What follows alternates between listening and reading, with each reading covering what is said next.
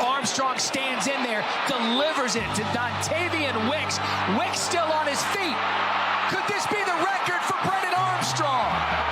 What an individual effort by Dontavian Wicks. Welcome to Sikkim 365 Radio.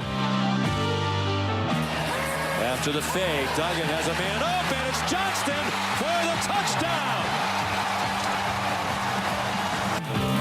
The Sikkim 365 Radio Friday show is brought to you by Bird Culchin Ford. And off left side, big hole. Touchdown, Kansas. Devin Neal. Sikkim 365 Radio is presented by IdealMRI.com. High-quality MRIs for $497 or less. IdealMRI.com. Your health is important, so is your budget. Off left side, big hole. Touchdown, Kansas. Devin Neal. Sikkim 365 Radio is also brought to you by Texas Farm Bureau Insurance, protecting Texans since 1952. Shapen has just been stupendous. Looking for more. A deep one down the sideline. Oh, it's him again. Devin Holmes, unstoppable in the first half. Have you subscribed to our YouTube channel? Search 365 Sports on YouTube. Brought to you by TFNB, your bank for life. Kansas State last in the Big 12 on third down. 32%. Martinez heated up. Sheds a hit. Got it downfield, and it's caught by Brooks. Shakes loose. He could go. Phillip Brooks. Goodbye touchdown. Now, here's David Smoak, Paul Catalina, and Craig Smoak. And here we are this Friday afternoon. Pretty good group of guests today on the show, including former Kansas running back Jake Sharp will join us in the 5 o'clock hour. Former Baylor running back, record setter Abram Smith will join us in about an hour. We'll have Ross Dellinger a little bit after that from SI.com and Grayson Grunhafer at 3:45. Paul's top 5. Paul Catalina in the blue. Craig Smoak is in the, what is kind of a gray, I guess it is, or brown. And then I am the one in the middle with whatever black this is or gray that I'm wearing. Good afternoon. Hope you've had a really good week. We have an interesting weekend in the Big 12. We're going to go over the games today. We'll also have a few national games. One or two maybe Big 12 games included with the graphic from Levi Caraway. But let's start with a couple of different things. The Big 12 weekend, you hear this with other media with the games they have as far as separation. How many of the two teams that play for the Big 12 championship, and thank you for those already on the chat room and text line and those you just watching us, how many losses, conference losses, will the two teams have? Last year, Oklahoma State had, one? And Baylor had 2. How many will the two teams that meet whenever early December have this year? I could see a worst-case scenario where both teams have 2 losses, but I think one team will have a loss, and the other team, it'll be like last year, to me. That's what I think is going to happen, because I think the league's going to get wild. Yeah, I guess something similar to last year. I don't think that there will necessarily be an undefeated team. TCU's the only one looking at that right now. K-State, I guess, could remain undefeated in Big 12 play, but I don't know. Yeah, like 1 loss and 2 losses probably. Yeah, I don't think you're going to see somebody with 3. I know that when it's that tight, there's somebody, again, even this weekend, someone will separate. Eventually, the schedule will take care of itself. Scotty B, 2 losses at a minimum, or 3. A couple of others say, just like last year, 1 with 1, 1 with 2. So let's dig in to the weekend of the Big 12. And there are 2 games tonight, by the way, in college football. Troy plays South Alabama, 5-2 and 5-1 Virginia and Tulsa and Temple play tonight. Both teams 2-4. UAB and Western Kentucky play 4-2 against Western Kentucky at 4-3. Now, the Big 12. Start with West Virginia at Tech, both 3-3 overall in Lubbock. The Red Raiders host the Mountaineers. I don't see it. West Virginia team rattling off a bunch of wins in a row. That they're good on offense. They've got problems on that defense. We saw it last week. I think Tech possibly rolling out 3 quarterbacks tomorrow is going to be too much. Plus, it's in Lubbock. That's a really tough place to play. Joe McGuire has that fan base fired up. It's going to be loud. It's going to be crazy. And Tech just plays games where they don't go away even when they're trailing. But I see them probably leading, maybe not wire to wire for the most of this one. I think Tech wins this one. Yeah, I don't think having 3 quarterbacks to roll out is necessarily an advantage, Paul. Yeah. I mean, all due respect, but I think that kind of tells you that either you've done the most masterful job of having 3 legitimate starting quarterbacks, which, I mean, I guess they have legit 3 starting quarterbacks, but I think that's because they don't really have a 1 starting quarterback. Tyler Shuck was supposed to be the guy. He got hurt. Donovan Smith, then the guy. He was very up and down. Then he got hurt. Baron Morton, then he's the guy because he has to be, and then he got a little dinged up, but he's been pretty good, and some people think that he's the future. I don't know. I don't think they know who their quarterback is. I think now we'll start to find out who their quarterback actually is. So I don't know if that's a positive or a negative, but I guess the positive is that if one guy doesn't work, then you got 2 others that you can go to and so on. I'm going Tech just simply because this is in Lubbock. If this was in Morgantown, I would not pick them. I don't think that they're very good on the road, as has been proven. They're not as good on the road. But they are, if you go look at their wins, they are winning at home. And West Virginia, I liked what they did against Baylor. I still feel like a lot of that was created by Baylor, kind of self-inflicted errors, but I do give West Virginia credit, like for forcing some things. Like Blake Shapen fumbled from hitting his, lineman, but hey, he was being pressured. So, roundabout way, you give West Virginia credit for that. So I think that they could have maybe transferred some of that energy from that Baylor win if this was in Morgantown, but since it's in Lubbock, I'm going with Texas Tech. By the way, the Blake Shapen fumble that looked like he just bumped it, there was a really good angle where West Virginia had a pass rusher that actually kind of got on his elbow. Oh, okay. Yeah, well, so never saw that. What looked like, and for the longest of time, and I think 3 days later, somebody sent me a different angle, and it does look like he came back. So give West Virginia credit, much more credit than we probably did, for forcing that fumble, but you have to protect the ball in the pocket.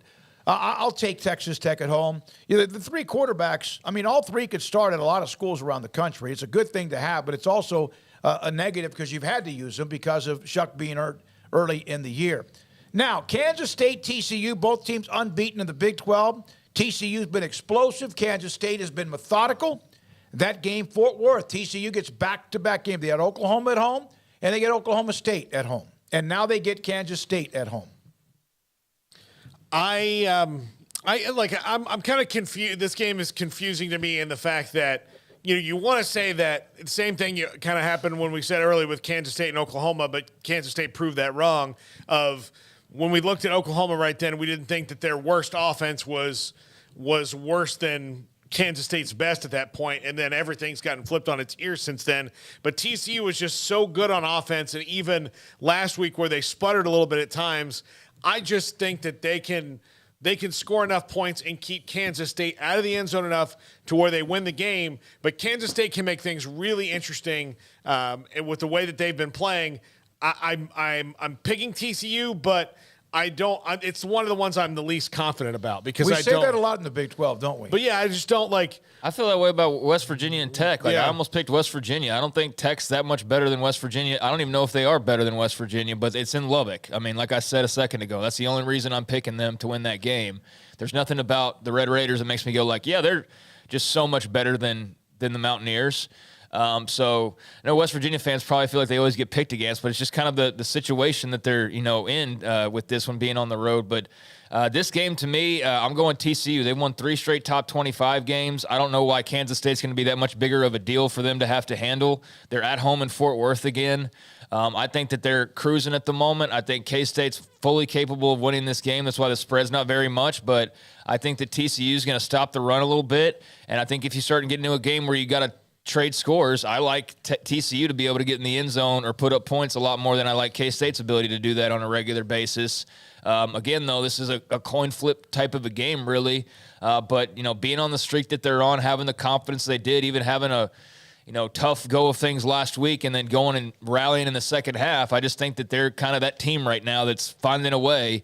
And I think being at home and all those things combined, give me the Horned Frogs tomorrow. Yep, TCU 6-0, K-State 5-1. TCU is the win against Oklahoma State, which was impressive, and the fact that they didn't just okay, we're out of time. They kept fighting back, and at the end, it looked like Oklahoma State was the one that was out of gas. Texas, 5-2, on the verge of bowl eligibility, which is never taken for granted. And Oklahoma State with the loss after losing in Fort Worth home against Texas.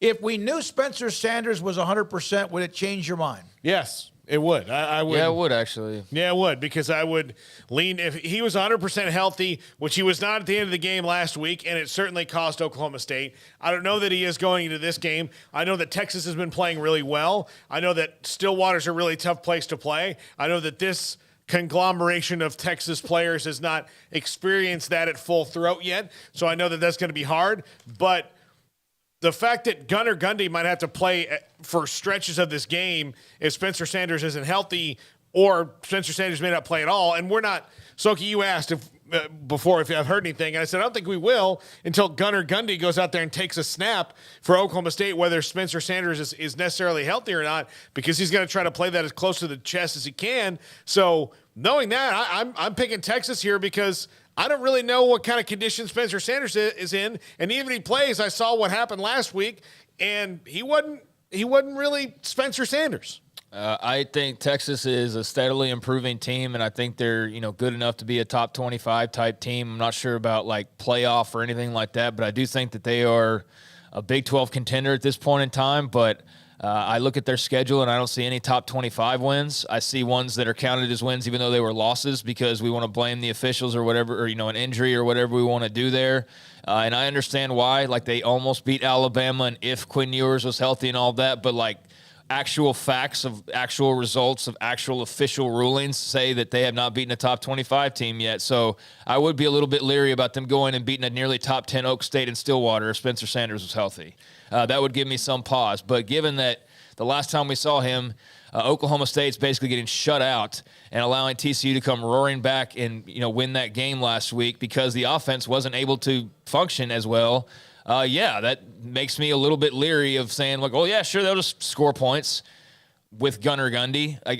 I don't have that kind of faith right now. I would need to see a lot more than I've seen at this point. So, yeah, this all comes down to Spencer Sanders for me. And so I give Texas the slight edge to go and get a win. I think they're playing with a lot of confidence, and I think that maybe last week was a little bit of a wake-up call in that they didn't just show up and beat Iowa State and move on. They had to scrap for that one. And so if there was any sort of feeling that they're, Texas is back and we're just going to roll through this bad boy, and I think Iowa State kind of woke them up last week and said, no, this is still going to be a struggle, and you can't just, dance your way without, carefree to the championship game. So I think maybe that kind of focus them more, and mostly the Spencer Sanders thing is why I'm picking Texas. By the way, back to the West Virginia game in Lubbock, C.J. Donaldson should be back this week. Yep, and he should. Mathis and Donaldson is a nice little 1-2 punch with what they have. If they can turn that into a game where they slow the game down a little bit, not that they can't score points, 43 against Baylor. And I don't know what to think about Oklahoma State. Texas and Oklahoma State, and Gundy's had their number, but Texas has had some success in Stillwater. I don't know the latest history on it. I just think right now, because of the question mark, and Oklahoma State coming off maybe a little bit of a hangover after the way they fell back after leading that game by 14, maybe they got a little groggy. Good thing for them, they're probably at home. And then the game that we'll have a pregame tomorrow, 9 o'clock, Baylor in Kansas. 11 o'clock or just after that, the kickoff, Baylor, KU for the homecoming. And, again, another team in the Big 12. It appears as if Blake Shapen's fine because he was back at practice. Curtis Quillen with that note based on Dave Aranda's TV show. Kansas with Bean.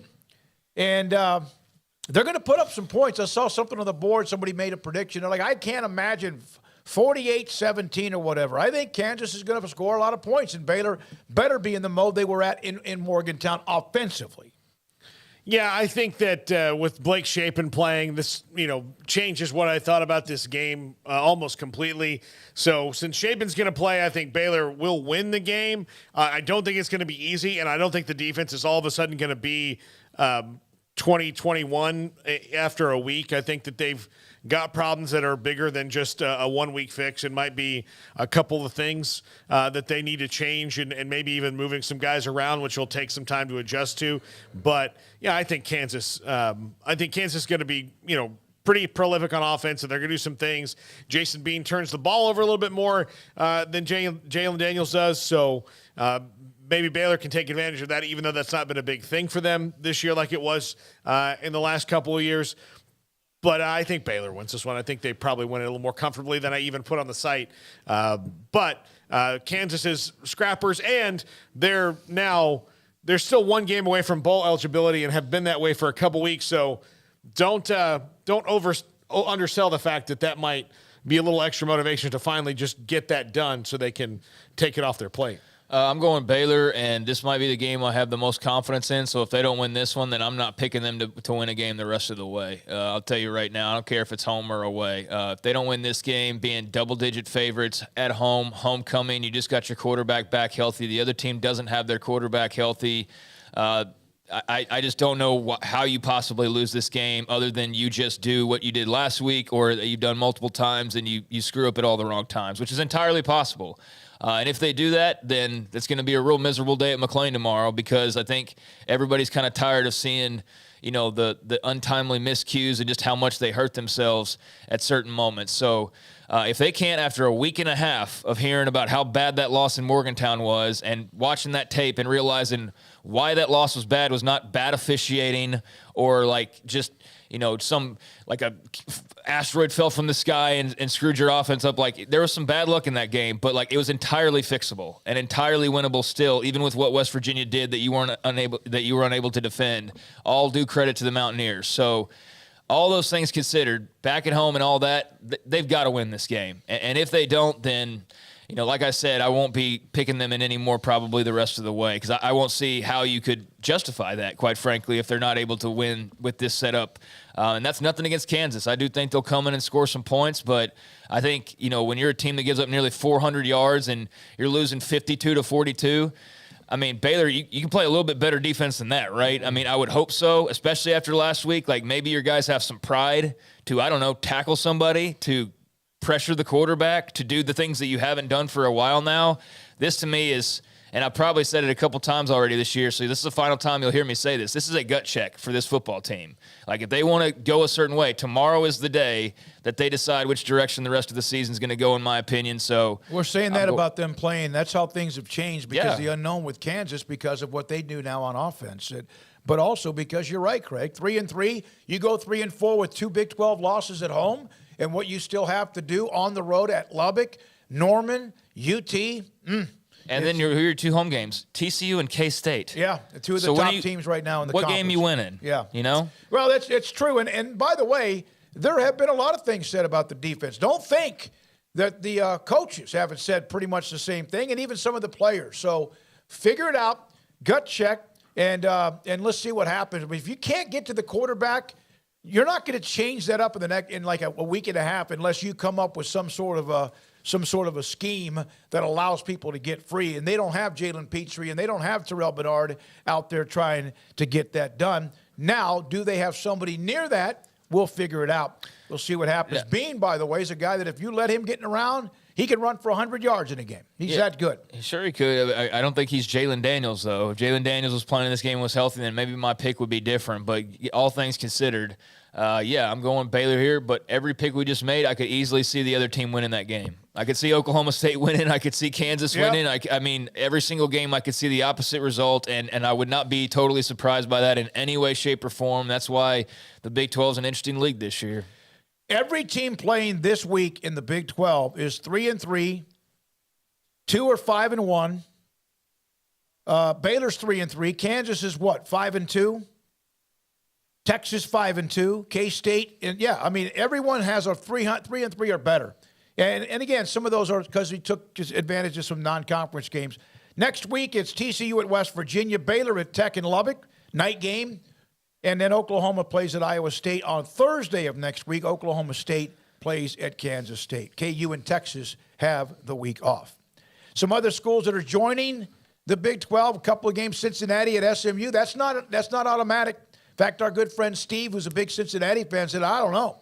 And then also the Houston plays Navy in a game coming up this week. And those are a couple of games around. UTSA at home against North Texas. A&M plays at South Carolina in an SEC game. Steve, Frog fan on the text. I'm not convinced yet my Frogs will be the Big 12 championship game. They're bowl eligible. That's all. 6 games to go. And if you think about it, 6 games is still a very long time. From TJ, wow, Paul and Craig picking Texas. I need a beer right now. So am I. I think TJ. I know TJ's a Texas fan, but I give him a lot more credit than it comes across as. I don't know if people just catch one little blip and then they just race from there with it. And I've been critical at times, but I've been critical if you'll pay attention to their arrogance or to the snobbery of fans when it comes to the Big 12 and things of that nature. And yes, the whole we're back thing is fun to make fun of.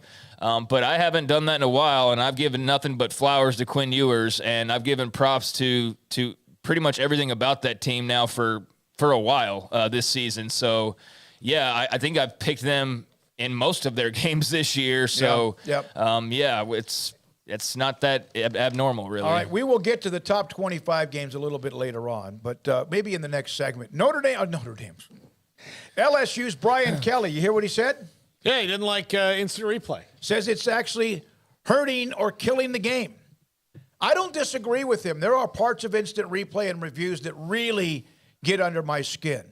10 out of 10 times the call stands in the field unless it's an LSU call, right? Or is it just me? I just don't think that they like us up in the north, the guy up north in the box, I guess. I think it's him. They call him the guy from up north. Oh, here's how it was explained to us. If you break it down in the millisecond by frame, his hand is this is talking about Richardson, the Florida quarterback's hand being down or arm being down. His hand is slightly moving forward by a frame, of course, to talk about a forward pass or fumble. So if we're going to get to that level, it's amazing. Instant replay is ruining the game. There are parts of it, to me, that are not helping me stay focused in on a game. I used to like the college rule better. I now kind of lean towards the NFL rule because I think college has leaned on it too much as a crutch, and there's too many different reviews. I think they need to narrow it down like the NFL has. But I also think that you can have this, I would like the NFL to have the sky judge, and I would like that to be a thing in sports now where they have a referee that just tells the guy, no, it wasn't pick it up, or yes, 75 offsides, mark it out. Those kind of things. How many times have you seen a replay that they show before they even take review? How many times can you tell if it's almost targeting 100% of the time? How many times can you tell if it was targeted or not? I'm about 50-50 because usually the ones you get, the ones that are obvious are well, yeah, because his head's straight down and all that. And then a lot of it's oh, no, that's his shoulder.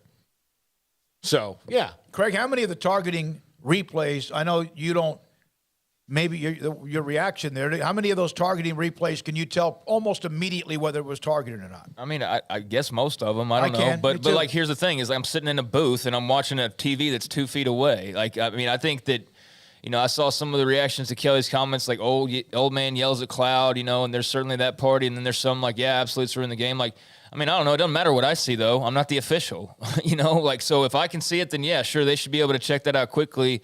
It's part of the deal. It's part of the game. I do think it's out of control as far as, killing time and making games far longer than they need to be. I know tomorrow that at some point in like the second series of that game, there will be a 2nd and 7 where a guy runs for 1.5 yards, and they'll stop down and they'll measure it to see if it's 2 yards rather than 1.5 yards on a 2nd and 7 on the opposite side of the field. And that's the stuff that I think is just ridiculous and stupid and is a total time waste. I agree. But if you get into a situation where it's a key call, then take the time that you need. I just don't know what all angles you're being given that are making you take 15 minutes long, it feels like it at least, but taking 5 minutes longer than everybody at home who like clearly saw it already. That's what I know they're trying to get it right, but there's sometimes like it's just clear. Like you don't need to see it anymore. It's clear what happened, but yet we sit there for 50 more replays to see what we've already seen and known, and that's where I don't know what they're doing. Here's my problem. They show a replay of a close call, a pick, a fumble, whatever, or a close to a first down. We see it immediately on TV. Or in our booth, if my television never works in front of me. But we see it immediately. People are lining up to take a snap.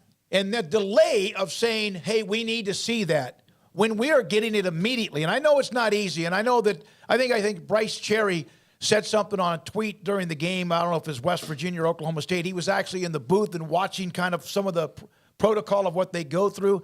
To me, it should be a lot easier to decide if you need a replay rather than the delay of a 40-second, 45, whatever it is, and they get ready to snap, and then here comes the whistle, and here comes the delay. I will tell you one of the other problems, and not to be ageistic here, but most of the replay officials are retired referees who have knee replacements and can't be out there anymore.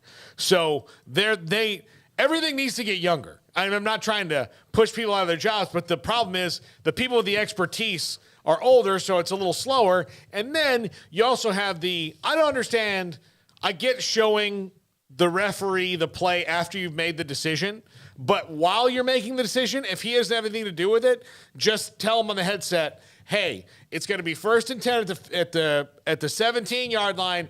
Both feet were in bounds. We'll show you this. Look, here's the angle. Boom, he's in. As opposed to kind of confusing him a little bit more and bringing him into it. Yeah, there could be youth enthusiasm. I mean, you want to get me into retirement early as well. From John Bolster, a super chat for $1.99. College games are too long for several reasons. One of them, and correct me if I'm wrong if you're a former official or not, but when you used to go out of bounds, if you go out of bounds, no matter what time it was, how much time was left in whatever quarter, did it not stop the clock until you took a snap on offense the next play? Mm-hmm. Which is not always the case now because there's always kind of a running. Can you imagine when you have 35 or 40 first downs, how long a game would be if they didn't reset the clock and get it going once the chains are set? All right, 3:26 in a little bit. We'll have Grayson Grunhafer. When we come back, our national games, and a couple of them I think are the Big 12 as well. We'll give you our national games. And we need to get into a couple of non-college football stories, including Christian McCaffrey being traded and the Rangers. And I saw somebody in the chat room. Who? The Rangers have a new World Series pedigree manager as they move forward. And this is 365 Sports. Marco's Pizza online. You can order Marco's Pizza by going to marcos.com. It's very simple. They have 3, 5, 6, 7 different specials all the time. Whether you want a medium pizza, a certain amount of toppings, 1, 2, or 3, pepperoni, magnifico, all meat. If you want even the cauliflower crust, they have sandwiches, they have wings, and they, of course, have drinks and salads. Marco's Pizza with 5 locations in the Waco area: Belmead, China Spring, Woodway, Hewitt, and Robinson. But you can order no matter where you are if they're close enough by going to marcos.com. And for a lot of you who are not near the Waco area, if there's a Marco's nearby, instead of having to pick up the phone and call them, you can just go online and order, having something delivered like we do, and or you can go and pick it up if you're out and about doing things and you want a pizza to take home with you. Marco's Pizza. Pizza lovers get it. During Jeep Adventure Days, Allen Samuels in Waco is celebrating with an incredible lineup of 2022 models like the Grand Cherokee L, Renegade, Wrangler, and the Wrangler 4xe. These vehicles bring power to plow through any obstacles or the smooth, peaceful ride you'd expect from a Jeep. Jeep SUVs are also known for their design and technology. The Grand Cherokee L even brings you extended seating with a 3rd row. Come see what Allen Samuels can offer you and your family and find the Jeep SUV that fits your lifestyle. Do you or your kids get nervous about going to the dentist? Stonewood Dental, Dr. Steve Childress, he can help.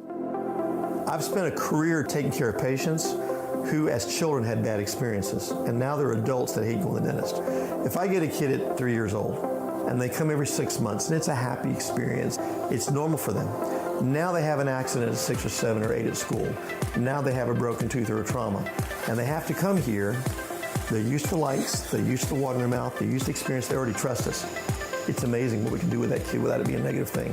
But if I see a 6 or 7 or 8 year old that's never been to the dentist, and now they have a trauma or an unfortunate unexpected toothache, it's harder to do that for that kid and it not be somewhat of a negative experience. So bottom line is I try to teach kids and adults and teenagers and everybody the way I'd want my family treated, which is where it's a necessary part of life. You just take care of it. It doesn't have to be that big a deal. Learn more, stonewood-dental.com. One size fits all. That may be all right for an adjustable belt or cheap sunglasses, but when it comes to your financial needs, no one wants a one-size-fits-all strategy. Cam Heathcott, your Edward Jones financial advisor, knows that his most important goals are yours. That's why he takes the time to understand your needs, knowing you. That's how Edward Jones makes sense of investing. Cam Heathcott, covering Conroe and Houston, 936-756-7717 or cam.heathcott@edwardjones.com. Edward Jones, member SIPC. Automatic Chef Canteen is a full-service micro-market vending and office coffee provider with state-of-the-art vending equipment, a wide variety of products, and offering custom-fitted micro-market vending office coffee solutions for your employee break room. You want a full break room solution and a workplace oasis? Well, Automatic Chef Canteen, locally owned and operated for over 50 years in Central Texas, also includes in-house mechanics on call 24/7 for fast, reliable service and maintenance. Automatic Chef Canteen, 6900 Imperial Drive in Waco, or online at automaticchefcanteen.com. TFNB Your Bank for Life is the official local bank of Baylor Athletics. Find out why more Central Texas are making TFNB their bank for life. Sign up for our Edge checking and savings accounts to earn interest or cash back. With 5 convenient locations and an award-winning mobile app, banking has never been easier. TFNB, your bank for life. Member FDIC. It's football and tailgate season. If you want product for the grill or smoker, charcoal, seasonings, marinades, sauces, Waco Custom Marketplace is your home to help prep, cook, and enjoy your food. Tailgate must-like brisket, tri-tip, fresh-made burgers, sausage, chicken wings, and if you want steaks, call in your order and pick them up. Bacon wrap fillets or any kind of ribeyes. USDA Select, Choice, and Prime that melt in your mouth. House-made sausage and jerky. Also, Waco Custom Marketplace, a one-stop shop for tailgating, barbecue cook-offs, and family get-togethers, fundraisers with fair prices to you, the customer. A bakery with fresh baked bread and kolaches. There's cold beer, wine, and soft drinks. Serving Waco restaurants and families since 1940. A cut above the rest. Waco Custom Marketplace, open Monday through Saturday at 425 Lake Air Drive in Waco.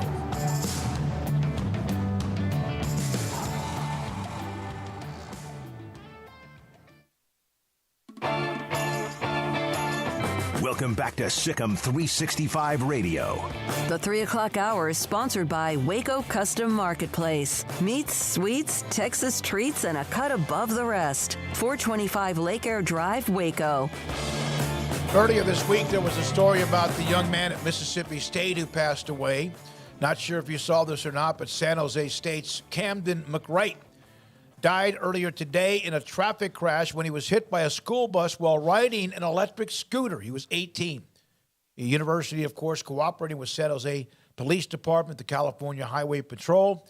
And so the crash took place 2 blocks from the San Jose State campus, being investigated by the Highway Patrol. And so a horrible story involving San Jose State and Camden McWright.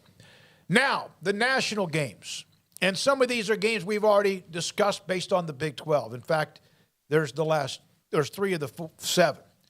Actually, 4 of the 7. So we've already discussed Baylor and Kansas.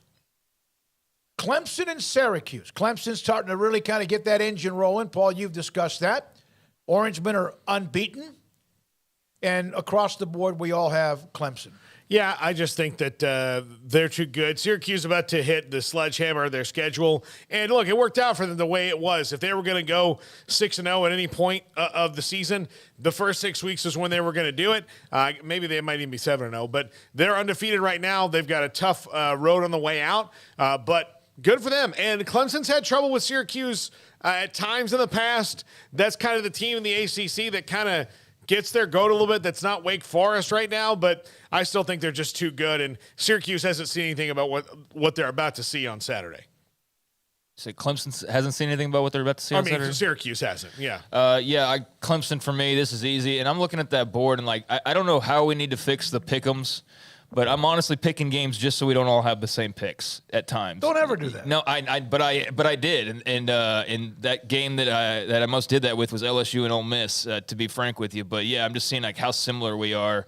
I don't know how we could change that though, because even if we did spread, I'm sure it would probably be pretty much the same. But this is the game to me that was probably the easiest to pick, honestly. And I know that Syracuse could very well win this game, and I'd look foolish for calling it the easiest game to pick, but to me it was. This was the one that I spent the least amount of time actually going back and forth on, just because I really like the way that Clemson's playing right now. Florida State, gave them a fight last week, and Syracuse is a plenty good team, but I just like the way that Clemson's playing at the moment. I give the Orangemen a lot of credit, and perhaps if this game was on the road, then I'd give them even more credit in perhaps winning this game. But yeah, I just like the way that Clemson's playing, and I think that they're heading in the right direction and a lot of that playoff conversation. And that's why I'm rolling with the Tigers. I took Clemson. They seem to be just kind of cranking up that engine and the choo-choo train. Defensive, the players, those guys look like they've always looked the last 6 or 7, 8 years. And now with the quarterback playing so well, they seem to be. And who's the running? I know the running. Shipley. Shipley is just hard to deal with, and also can run very much between the tackles. Now, Texas Tech at home against West Virginia. I think all of us have said this. We don't need to spend much time here. If this game was in Morgantown, would you change your mind? Yeah, probably. Yeah, I would. Okay. Yeah. All right. I'm not huge on Tech. I think that they're fine. I think that they're a good enough team, but the basis for picking them is that this is in Lubbock. I mean, that's really all there is to it for me. I don't think that there's anything about them that is so special that they could go to. I mean, I think they could go to Morgantown and win, because I also don't think West Virginia's that's superb. I think it's just two pretty good teams. Baylor's a pretty good team. Before I hear Baylor's not a. Yeah, they're all pretty good teams. So I think that home field ends up mattering more often than not, and that's why I go Tech, like I've said a couple times now. I'm not sure, and just off the top of my head, Baylor lost a game at home to Oklahoma State. Who has lost a home game? Kansas lost to TCU. Oklahoma has. Oklahoma lost to Kansas State. Yeah. Yep. That's right. Okay. Yeah. Okay. All right. LSU. This is the one Craig said he picked just to kind of be different. And hey, LSU 5-2. Brian Kelly and company. Not kind of pretty good, but boy, Ole Miss looks really good. You wonder though, it's just hard to go run the table. I know. They have Alabama. I get that too.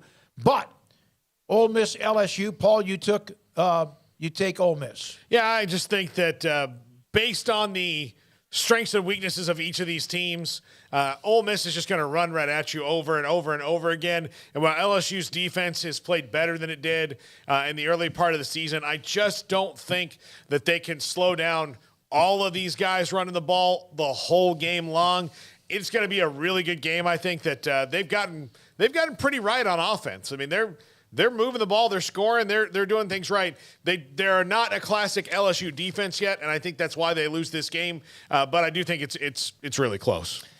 Yeah, I like Ole Miss's stable of backs. I just don't believe that there's going to be an LSU team that's just going to get punked against the team running the football on them at their place. And if I'm wrong about that, then I'm wrong about that. But I got to believe that LSU's going to have a little bit of pride and stand up and not just allow Judkins and Evans and company just run on them and, roll over them. If this was like shootout style Ole Miss or Jackson Darsh just throwing it around, all over the place, then, I could see where, you'd feel like, okay, well, let's get a little bit too high scoring. But I don't know, I'm going to take the Tigers and at their place in a hyped up crowd to stop the run more often than not. I also, know that Lane Kiffin's done his thing for a while now, but I got to imagine that Brian Kelly's going to have something cooked up to try and, and give them some problems and not just allow them to be able to just run it down the Tigers' throat. So I'm very curious in some of the coaching chess matches as far as this goes.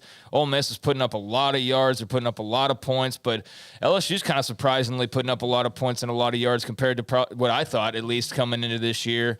This will, obviously come down to quarterback play and big plays and things like that. Ole Miss is a smart pick here. I mean, Ole Miss is, I think, like, if you're just going straight up, all things considered, Ole Miss is probably the pick. I was surprised to see LSU favored, but I'm going to take LSU at home.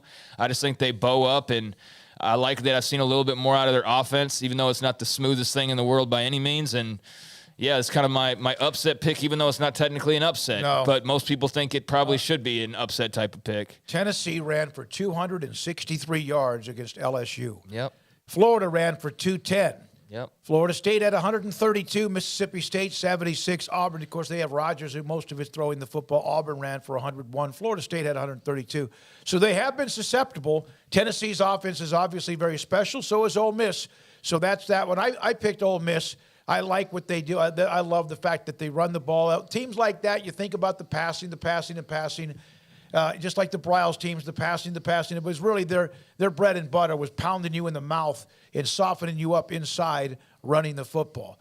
Oregon and UCLA, they get game day. This is a great week. Garrett, who are you picking in LSU and Ole Miss? I got to take Ole Miss. I would love to see LSU win. There's too many holes right now. I got too many questions about the Tigers. And that's fair. All right. Yeah. Game day. This is a big-time matchup in the Pac-12, and as we mentioned, it's the first time in a while they've had two top 10 teams face each other in conference play. That's great news for the Pac. Oregon at home against UCLA, which has been one of the great surprises in college football. I picked Oregon for two reasons. One of them is that they are at home. Autzen a really tough place to play. I think that's really the difference in the game. And both these are really good teams, really good quarterbacks, really good roles they're on right now. But I think Oregon at home is the reason I'm picking them for real. And the reason I feel better about it is spite. Yeah, UCLA fan. No, it's more than one. It was a group of them. A handful got on you because you kind of stated a fact. Chip Kelly during the summer. All right, Craig, you picked UCLA. I don't think this is just to be different. I think you think they're going to win the game. No, I already said LSU was to basically be different because otherwise we're going to have the exact same picks across the board, except for this one. This was the one that I was like, yeah, I'm picking UCLA regardless. I understand it's at Autzen, and that's probably why most people are leaning Oregon's way. Because otherwise, what is Oregon doing that's all that better or different from UCLA to have them picked otherwise? I don't think much at all. I don't think that they're all that better in any way that you just say, like, straight up, yeah, the Ducks are going to blow past UCLA. I think this is basically entirely built on the fact that it's at Autzen. Now, maybe there might be a couple of other, reasons why people push the weight over in the Ducks' favor, but I think that's the primary reason, because if you look at it statistically, they match up pretty dadgum well. Like, there's not a lot separating them. I think that the road thing obviously plays a factor here, but I just like the way that UCLA is playing. I think Chip Kelly being back in Eugene is going to be fun to see. I think he's going to have something special cooked up, and I like Dorian Thompson-Robinson and company to keep playing the way that they have and not get too rattled by the atmosphere. I think it'll be a great high-scoring game. Obviously would not be surprised at all to see the Ducks as the favorites win this game. But, yeah, just give me UCLA to keep the magic going. Jake Nelson, by the way, telling us all the parity in the Big 12, the picks don't fly. I don't know. I think we're pretty set with what we think about it. In the home field, although with the Texas game, we do have them winning on the road. Clint, back to Pac. He's an Oregon State fan. I thought UCLA was the home team, Steven. Nope. They're playing in Eugene. Game day will be there at cold, rainy Autzen. Hate the Ducks from Steven. UCLA 34, Oregon 24. I was gloriously indifferent about most of the teams in the Pac-12 until 2 weeks ago. Then all of a sudden I've got a nemesis. I mean, you can't turn down a nemesis. You have to. I'm glad you're not dwelling on it at all, Paul. Yeah, no. Just let it go. What have you always told me about getting on these? No. Here's the deal. It wasn't that guy. It was the ridiculous cavalcade of other chatterheads who were trying to be like, we're good. You haven't won a conference championship since 1998. I said this yesterday. You're a very angry man. All right, yes, let's go to I'm Texas. happy with that. Let's go to Stillwater. No, hold on. Leave that graphic up. To the person talking about parity in the Big 12, you're absolutely right. Like, I agree with you, but you got to pick somebody. And so it's like, I mean, I just don't have enough faith that West Virginia is going to Lubbock and pulling out a victory based on what I've seen from them so far. Could they do it? Entirely possible. But Tech's also coming off a bye week. I know West Virginia's also had extra time because of the Baylor game being on a Thursday, that they're not off a bye week, but they're coming off some extra time. But, I mean, Tech has had 2 weeks to prepare. They're at home. West Virginia beat Baylor, but it was still, like, let's not act like that was also a one-sided affair either. Like, that was a game that they won, but a lot had to go in their favor to win that game. So I think that's going to be a slugfest. Like, I think JT Daniels is entirely capable of going and scoring on that Tech defense. I just think if it gets into a shootout, I'm going to err with the home team in that regard. Texas, Oklahoma State, I mean, I think we said it. Spencer Sanders' injury is the big wild card there. If not for that, then you're probably seeing some different picks. Baylor, KU, we've laid that out. I mean, I'm just not taking KU to walk in with Jason Bean in Waco when Baylor's got their backs against the wall and just come in here and get a win. And like I said, if they do, then I'm not picking Baylor the rest of the games that they have remaining. I will not. I will refuse to. I think the TCU K-State one, that could very well be a K-State win on the road. I mean, it very well could be. That's a coin flip game to me with a slight edge to TCU. So, like, that's the perspective we're coming from. But you're right. There is a lot of parity. If K-State can maybe early on dictate the tempo of that game and maybe keep it from being 40-35, and I don't know if you're going to put that many points up, but TCU seems to be able to put up points against anybody. Let's go back to UCLA and Oregon. They have not won in Eugene since 2004. 2004. They have not beaten Oregon since 2017. The last time UCLA team ranked in the top 10, played a top 10 opponent, was in 2001, and they beat Washington 7-10 in Pasadena. It's been a while. Well, got to happen sometime. Yeah, no, and I know I didn't think they were going to win last week, and they sure again, did. I think Oregon's favored by a touchdown in this game right now, but I'm only picking them just because it's at home. I think that's the difference to me, is just because it's at home. And it kind of, I would probably apply that same logic to a completely healthy Oklahoma State team against Texas and Stillwater, but that's not the case. Like, again, if Bo Nix was hurt for Oregon, I would be picking UCLA, no doubt about it, going to Oregon and winning the game. Kind of the same way I feel about Texas and Oklahoma State. If Spencer Sanders was healthy, I might be kind of applying the same logic, because that's kind of the same thing there. A handful of you kept saying Aikman. Aikman was drafted by the Cowboys in 1989. Yeah. So this is the 98 was Cade McNown. Yeah, it's been a while. All right, when we come back, Grayson Grundhafer on Baylor, Kansas, recruiting and much more. This is 365 Sports. Richard Carr, Buick GMC Cadillac, got a lot of great deals going on right now over at Richard Carr. They're the people that you can count on, and the people that I've counted on at various times as well when it comes to getting my vehicle in good shape, getting some things fixed up, and recovering from a car wreck that I was in, a couple of different ones over about a year ago, going to and from Dallas, a couple fender benders, bumps, and whatnot. Richard Carr has been the place that I've gone to get it all fixed up, and I've walked away and driven away happy every single time. So they are the people that you can count on for not only great deals, but great service of your car, and I can vouch for that personally. But if you want to experience that yourself, we'll start by buying a car over at Richard Carr. The wait's over. They've got trucks and SUVs on the lot, 2022 GMC line. You got Terrains, Acadias, and Sierras all waiting to test drive today. They got Cadillac XT4 and XT5 SUVs, and they've got plenty waiting for you to go and test drive or to take a look at. If they don't have, though, when you go over there and you look at all their offerings, they don't have what you are looking for, we'll get on their inbound vehicle list. You can cut in line for trucks that are in production but not quite having arrived just yet. You can let them help you design the exact truck or SUV you want, and Richard Carr will have GMC prioritize it for you. So whether you fall in love at first sight when you see a car there already on the lot, or you have something else in mind, they'll make sure that you ultimately drive away in what you want and what you are looking for. They've got new trucks on the lot, dozens of quality pre-owned cars and trucks in stock as well, however. All pre-owned vehicles going through a 172-point inspection. You can drive off the lot with all-important peace of mind and with multiple lending options. Richard Carr says yes when others say no. For 23 years in Central Texas, they've built a reputation as the people you can count on for your automotive needs. Richard Carr, run by proud Waco's proud Baylor Bears. Log on to richardcarr.com today. Call now or go see them now off Highway 6 at the Imperial exit. Make a winning drive to Genco and refinance your vehicle. Every loan can skip monthly payments for 90 days with rates as low as 3.75% APR for 48 months. Right now is the time to make a play. At Genco, we save you money by helping you pay less for your car. Every loan scores no payments for 90 days. Then have a chance to win 3 more months of no payments. Apply online today for an additional discount of 0.15% off our already low rates. Subject to credit approval, membership eligibility, and loan policies. For more information, go to GencoFCU.org. Member NCUA. Did you know that 1 out of every 4 men have symptomatic low levels of testosterone and don't even know it? And if you think you're too young to worry about it, guess again. Low T levels can make you feel tired and grumpy, cause weight gain, and wreak havoc on your sexual desire and performance. Petty Clinic Low T can set up same-day blood screening and results, so if you're tired of being tired, I challenge you to man up and Google search Low T Waco or go online, pettycliniclowt.com. It's a private clinic with an atmosphere catering to men. Affordable, only $150 a month, includes lab work, office consultation, testosterone injections, follow-up visits compared to $395 a month in Dallas or Austin, and you don't have to fight the traffic.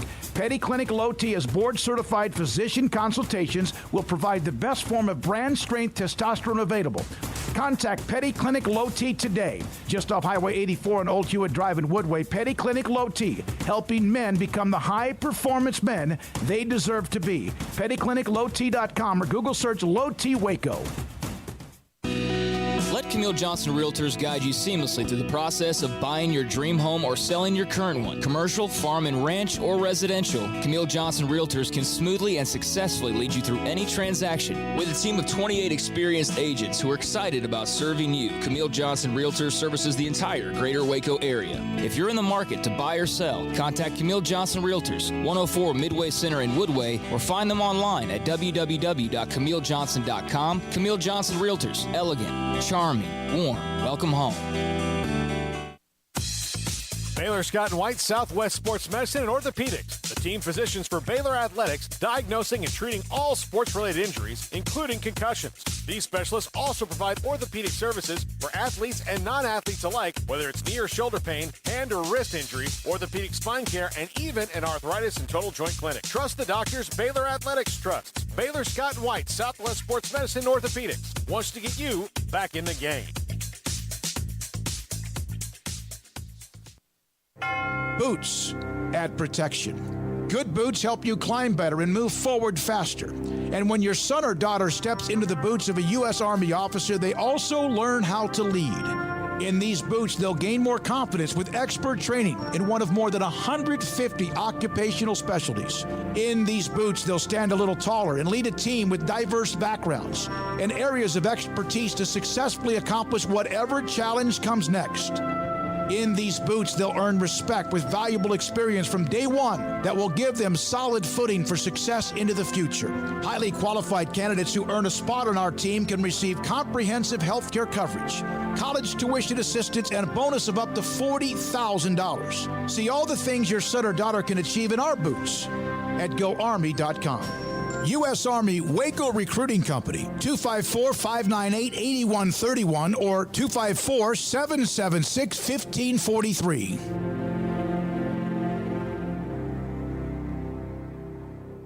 Pizza, burgers, and Bears football. There's no place around Waco that serves them all other than Bubba's 33. Come show your green and gold and enjoy some of Waco's best food and beverages while watching your favorite team, the Bears. When real Bears fans get hungry, Bubba's 33 is the #1 spot for ice-cold drinks, hand-stretched, stone-baked pizzas, and bacon-infused burgers. Join us for indoor or patio dining. Bubba's 33, Waco's restaurant and proud supporter of Baylor Bears football. Sick 'em, Bears!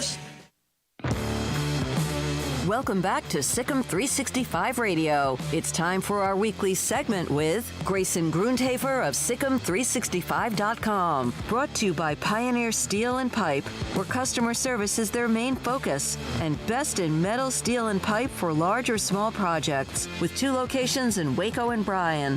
Family owned and operated since 1943. Kansas Baylor tomorrow, just after 11, our pregame at 9 on KWTX TV, and also right here on 365 Sports. Grayson Grundhafer, recruiting coordinator, analyst, and also football analyst, many things, joins us on 365 Sports.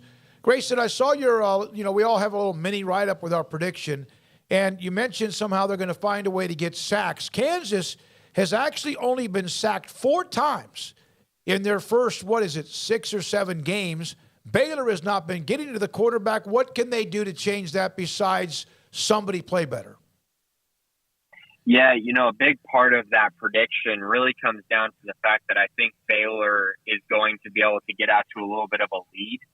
And I think if they're able to get out to a lead for at least a stretch of this game early, then I think you're going to force Kansas to maybe have to throw the ball a little bit and put them in more obvious passing downs. And while I'm not anticipating Baylor to have some elite performance defensively, I think I had them giving up like 27 points in this game.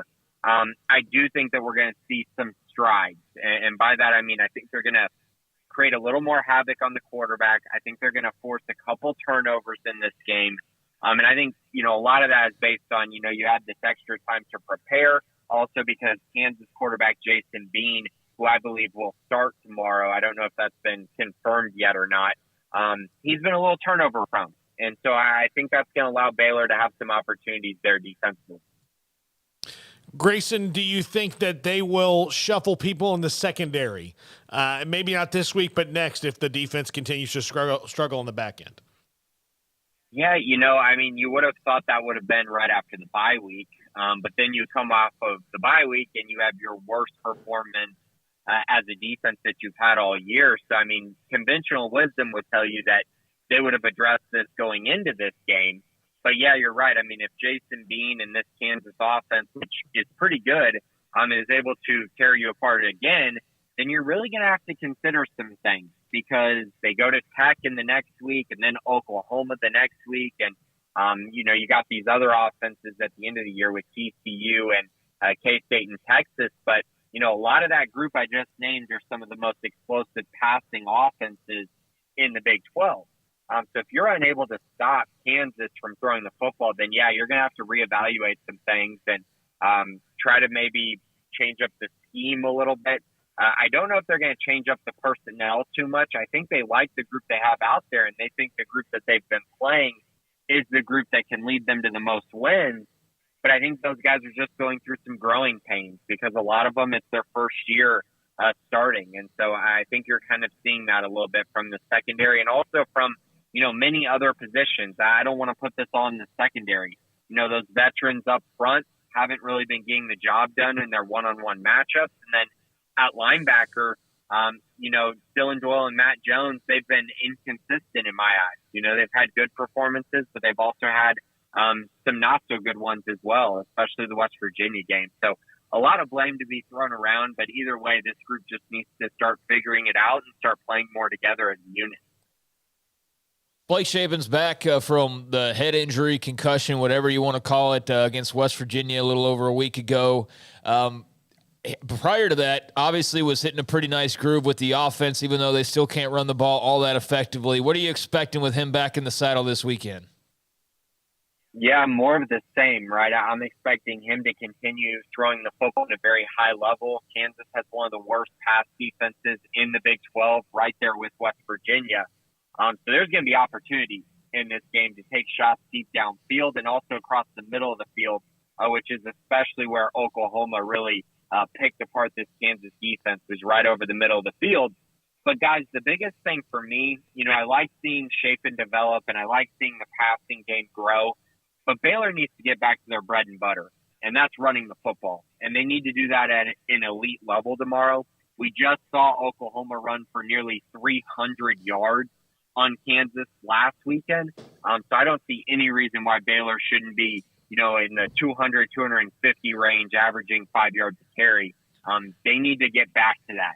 And I think that mindset really needs to come through tomorrow in a game where you're playing at home in front of your fans.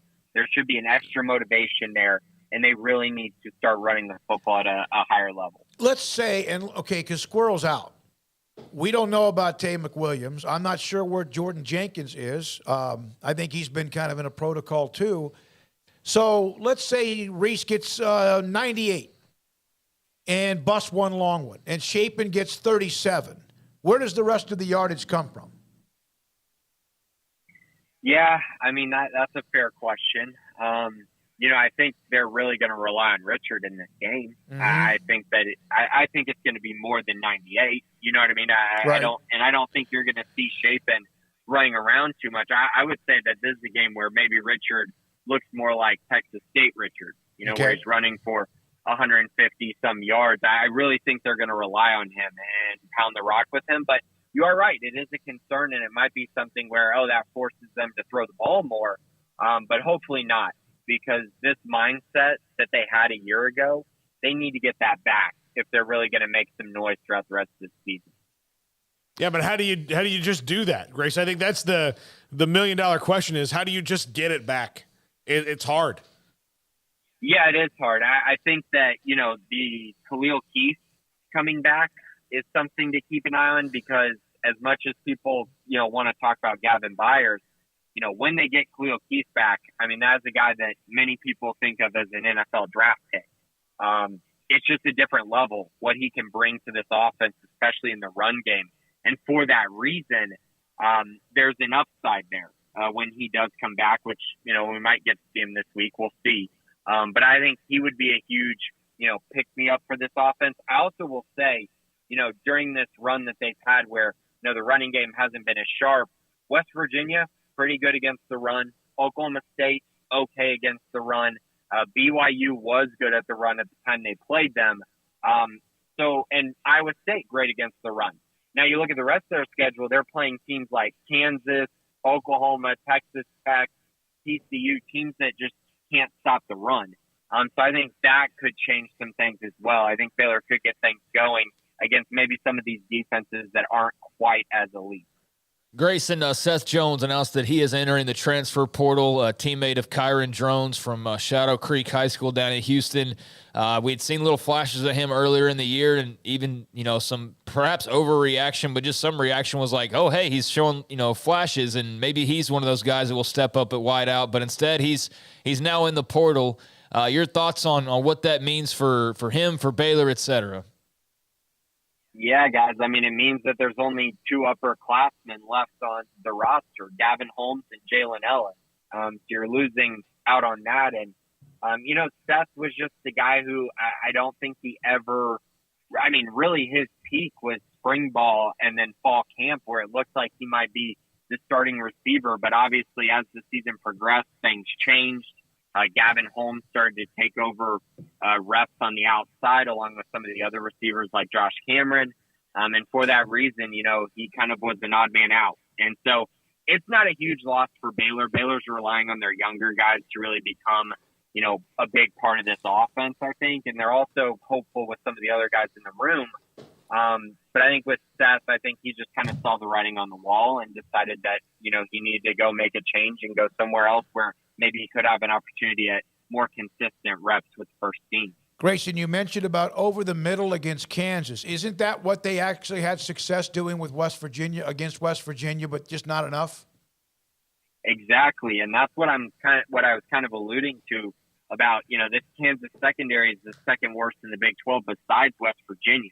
So you're going to get some great mismatches across the middle. I think you're going to see probably a lot of Ben Sims and Drake Dabney across the middle, probably some Monterey Baldwin as well. They're just very susceptible to big plays across the middle. And then once you start softening up the middle, then you can take shots on the outside, which OU was able to do with Theo Weiss. I think Baylor can do that with Hal Presley or Gavin Holmes as well. So lots of opportunities, I think, for Blake Shapen to create some explosive plays. And I'm excited for that. I just also want to see a physical brand of football that Baylor established a year ago. Grayson, this is like a more down the line off-season topic, but it's in my head now because of something that you said. But we're sitting here talking about the running backs and can name one guy that we feel great about them actually being able to get yards out of tomorrow. Part of that's because they decided to rely on an injury-prone player in Squirrel Williams, and we knew that was something that kind of could be hit or miss. I don't know where Quaylon Jones falls into the mix, but like Jordan Jenkins has been a non-factor. There's just not a lot there at running back. You just mentioned wide receiver. It's all young guys. Like now they have 2 veterans, and Gavin Holmes doesn't have any more eligibility left. Jalen Ellis, at this point, just being honest, it wouldn't surprise to see him in the transfer portal soon because he's not really carved out a mark in a couple of years. So how worried are you about the skill talent and just kind of the uneven nature of it? Or do you think that's something that you just, you get another class in and you're going to be youthful next year once again?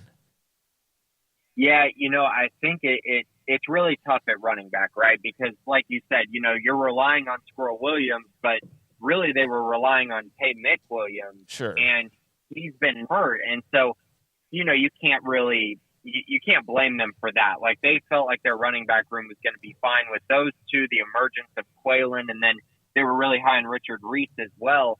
And hopefully, between him or Jordan Jenkins, one could emerge. And obviously that's been Richard Reese. So, I think if Tay can get back healthy, I still think they feel good about their running back room. But I would also say, they went out and they added Bryson Washington and Dawson Pendergrass in this class, in the 2023 class. So bringing in 2 running backs for that class clearly tells you that they want to add more depth to the position. So that makes sense at running back. Receiver guys, this was one of those positions where I was quite frankly shocked that they didn't, really go in with more emphasis in the transfer portal. There have been some high impact guys out of the transfer portal that, I felt like maybe they could have landed. The one that really comes to mind is Jacob Towing, who's really playing well at Arizona. He was one that I felt like Baylor would have had a shot with, but they never really pursued because they trusted their young guys in the room and felt like they could get them through the season. And, I think for the most part they have.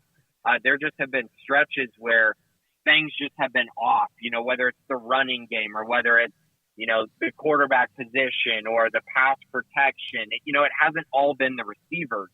And so I think it's kind of tough to judge. I think over the second half of the season, as these receivers start to grow a little bit more, as they get healthier up front on the offensive line and their quarterback gets more experience, I think we'll really find out what that group has. And I truly do think at this time next year, we're going to be talking about the skill position groups in a much different light.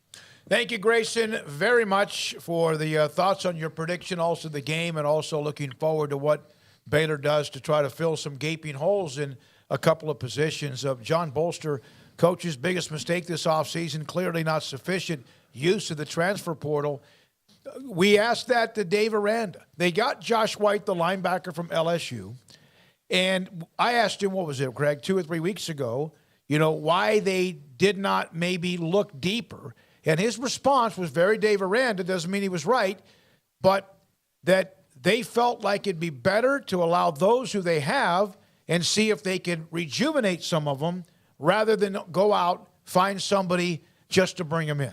I also think that maybe there were guys that they wanted they couldn't get, and then the drop-off after that you weren't really all that interested in. You have Isaiah Nayor, who's unfortunately hurt for Texas, and there was another wide receiver, didn't you? The one he just mentioned, Jacob Cowan. Jacob Cowan, yeah, absolutely.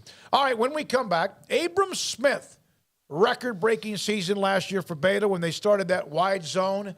Young man is still looking for that opportunity to get hooked up again with an NFL team. He will join us in this hour. Also today, we'll hear from Jake Sharp, former Kansas running back, who was a part of that 12-1 team in 2007. We'll have Ross Dellinger, SI.com, and more. This is 365 Sports. Stonewood Dental next, I think it's Thursday. I go back just for a regular teeth cleaning.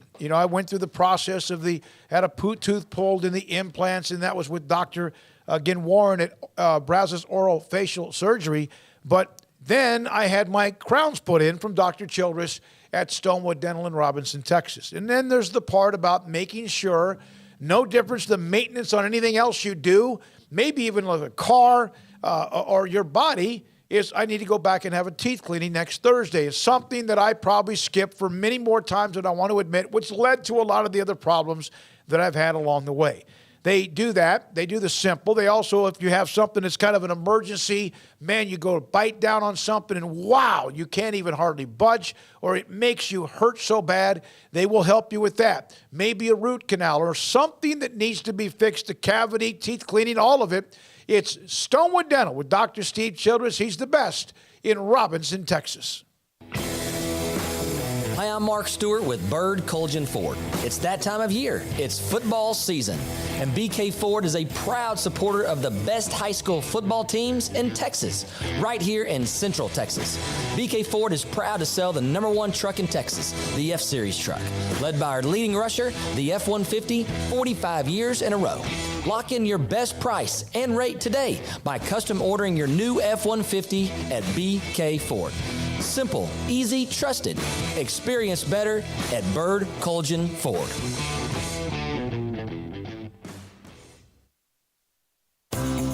At Ideal MRI, we feel blessed to be a part of the Waco community. We're a small family business right here in Central Texas, and our goal is to bring down the cost of health care while maintaining high quality.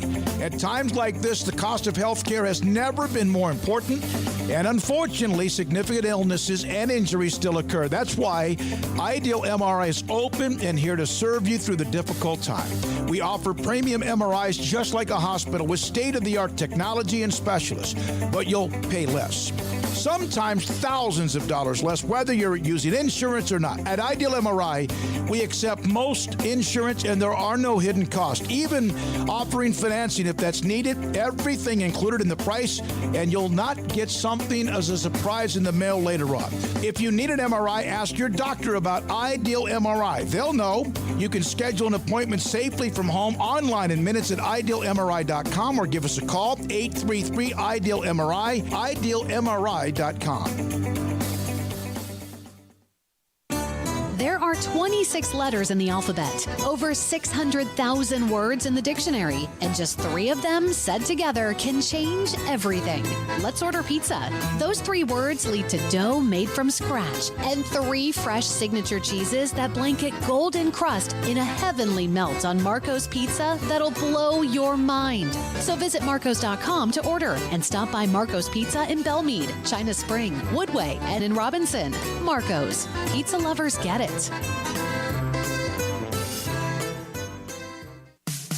In the market for a quality metal building? Since 1943, Pioneer Steel and Pipe has helped Central Texas residential and commercial customers with metal building design, panel options, building components, and trim options. Pioneer Steel and Pipe's residential line is energy efficient, offers low maintenance, reduces insurance payments, is impact resistant, and carries up to a 45-year limited warranty. In addition, they can also help you find a metal building contractor for your project. Pioneer Steel and Pipe with locations in Waco and Bryan and at pioneersboys.com.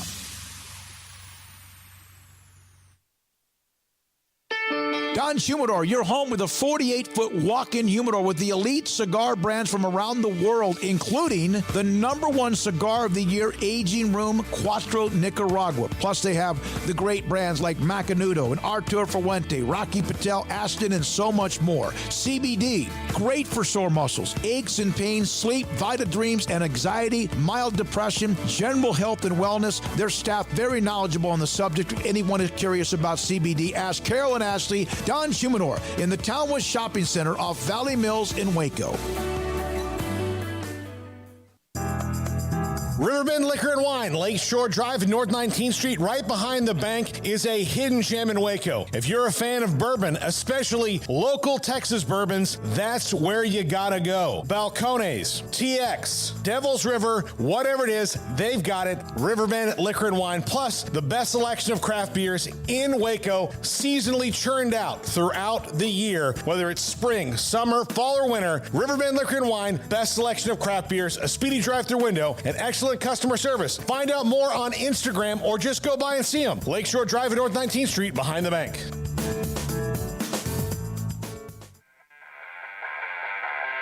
Welcome back to Sikkim 365 Radio. Take it to Mathis. Daniels. Oh, he throws it right back to him. It's Dylan Doyle.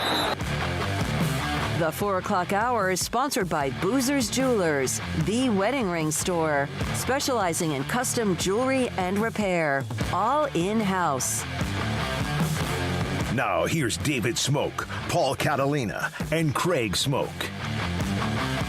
He was a record-breaking running back at Baylor, and they, of course, had their best season of all time, winning the Sugar Bowl, going 12-2, winning the Big 12 championship, and he was a major part of it. Abram Smith now joins us on 365 Sports with Paul Catalina, Craig, and also David Smoak. Abram, thank you very much. I know you were hooked in with the Saints for a while. I spoke with you on the phone yesterday. You're waiting for those next opportunities that you might have.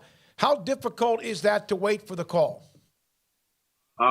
It's very difficult, just kind of sitting around training and just waiting for my agent to, get in touch with a bunch of people, whoever it might be, and kind of just waiting and, just twiddling your thumbs around the whole time and just waiting for somebody to call. Yeah, so what do you do other than train in that time to keep your mind occupied? Help look after my nephew, help my mom around the house, kind of just, get training a whole bunch, maybe 2 times a day. I'm just trying to get right, just to stay in shape for, my next opportunity, whether that be, whatever team calls me. Abram, what did you learn from that experience there with the Saints and just kind of seeing how the ins and outs of the NFL business operated? You always hear about it, but I know it's different once you actually get into it. So what were kind of your impressions and what lessons learned? My first impression on it was just like, the game's a lot faster than, I guess I could say I was expecting, but, it was easy to pick up. I was really excited the whole time being there. It's kind of like, a dream come true and you're excited, you're a rookie and all that. You're kind of just going around and taking advantage of everything. And, if I had to learn anything, I feel like there's still more out there that I could have taken advantage of. So I think if there's a lesson to be learned from that, it's more advantage of the time that you're going to get because, like they said, the NFL is not for long, and here we are waiting for calls. How much, besides the obvious of it's your job, how much do you just miss the game itself, the locker room, the camaraderie with the teammates? I miss that a bunch. I kind of sit back, text a couple of my boys from the Saints, just to keep up with them, make sure that, how they're doing, how everything's holding up pretty much. And, like you said, that's the thing that's really missed is just the brotherhood and the camaraderie. I miss my boys. I hit up Treston the other day just to see what he's doing over there with Chicago. So, that's pretty much it. Just being around that brotherhood, seeing them every day and kind of just having a family away from your family. Abram, what do you think about Baylor this year so far? I think they impressed me in a lot of areas. I really enjoy watching them play, especially my boy Gavin. He's doing his thing, coming off an injury and all that. He's doing his thing as a receiver, and I'm really impressed with him. Especially the young dude Reese. Really impressed with how he's running the ball, and I like how they're getting a mixture of Quaylen and Squirrel in there. I'm happy and always excited to see Craig out there playing and running the ball. I just like the rotation pretty much, and then my boys on defense, Dylan Doyle, Matt Jones. Just watching them play, Simo, and it just makes me think about the times that we had together. Abram, can you describe the journey that Gavin Holmes has been through from just your point of view on it? I mean, that was by far and away his career best game the other night. It's just a shame that they weren't able to win that game, obviously. But, I mean, we've kind of touched on the road that he's been on with the injuries and whatnot, but you got to see it up close. Can you even kind of describe the walk that he's had to walk?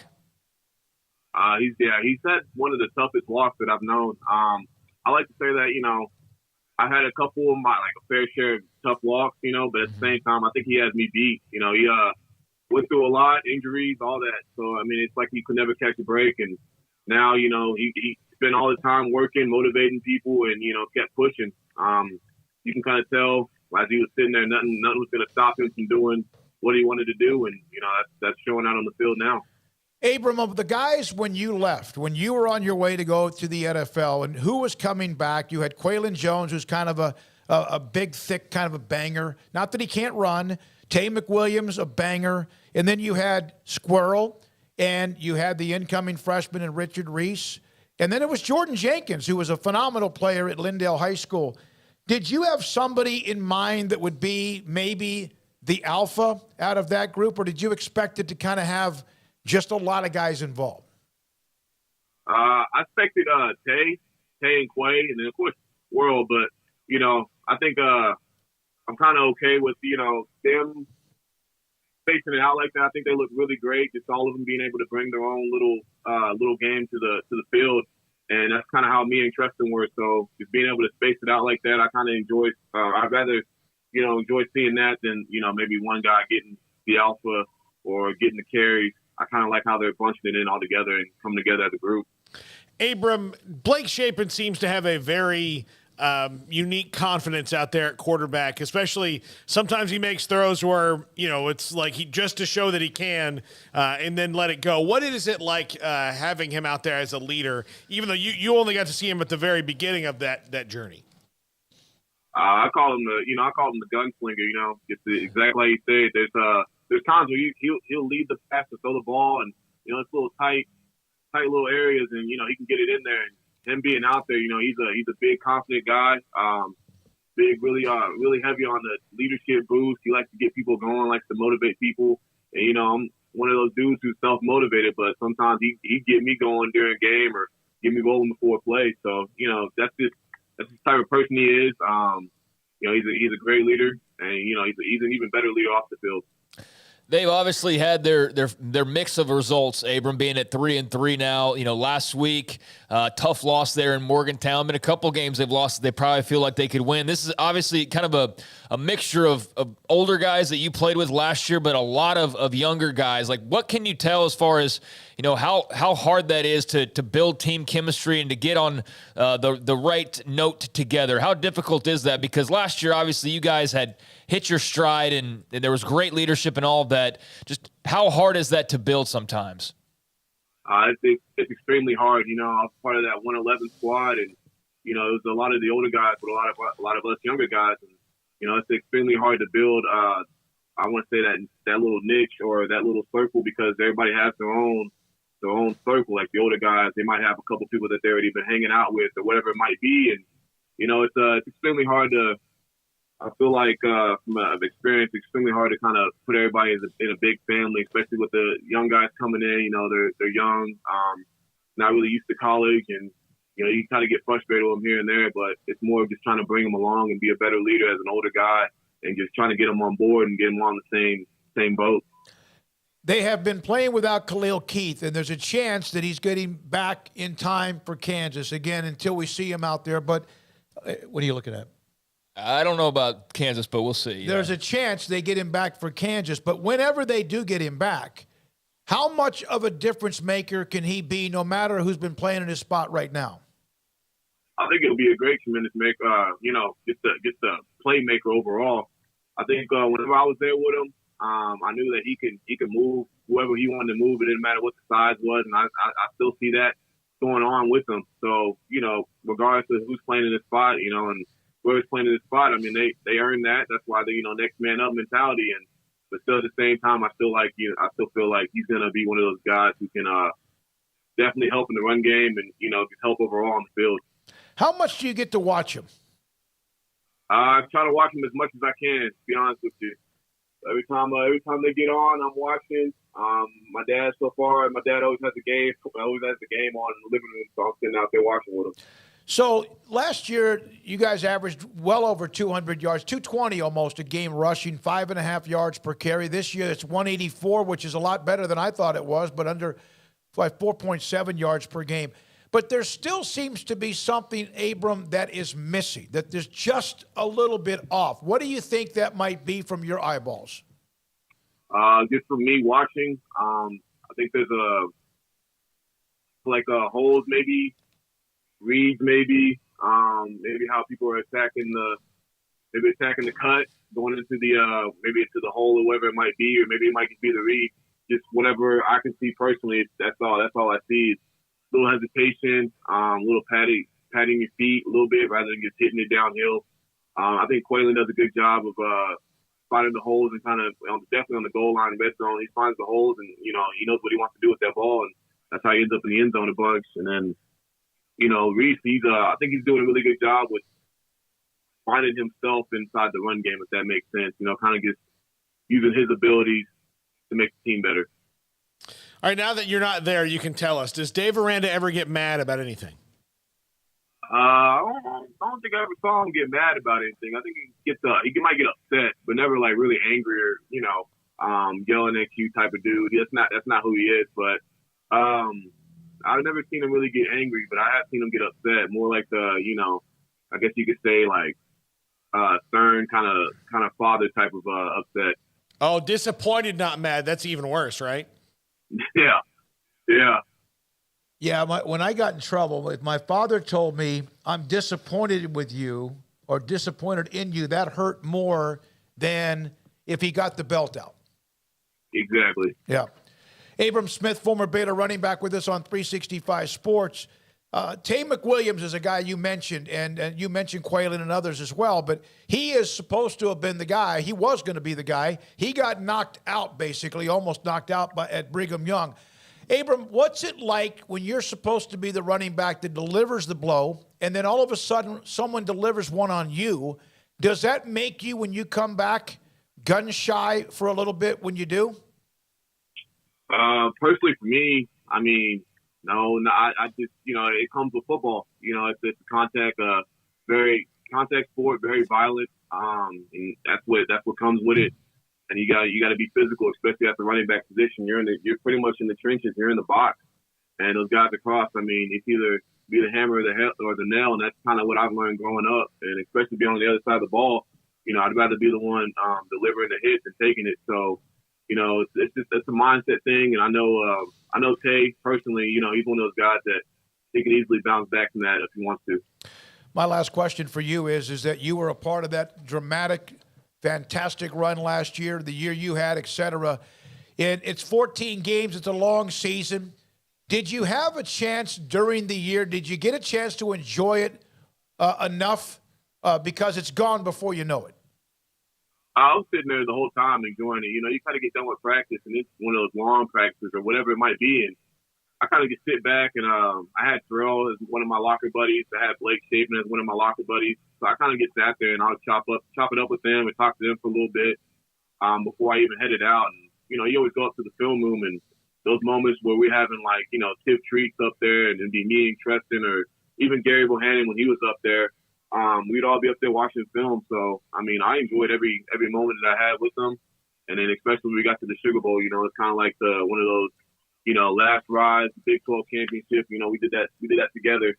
Took us, 5 years, but we came in and we did it together. So I enjoyed every single moment that I was there with them. And, I'm thankful for them and, thankful for the leaders like Jalen and Terrell and, my boy RJ and Treston. I think Baylor fans enjoyed every bit of it, too. Even the couple of times when things didn't go well, watching you play, the story about what you've done. So does your agent give you any idea that, at least there's simmering of interest that you might get a call, or is it right now just kind of with the season going on, nothing?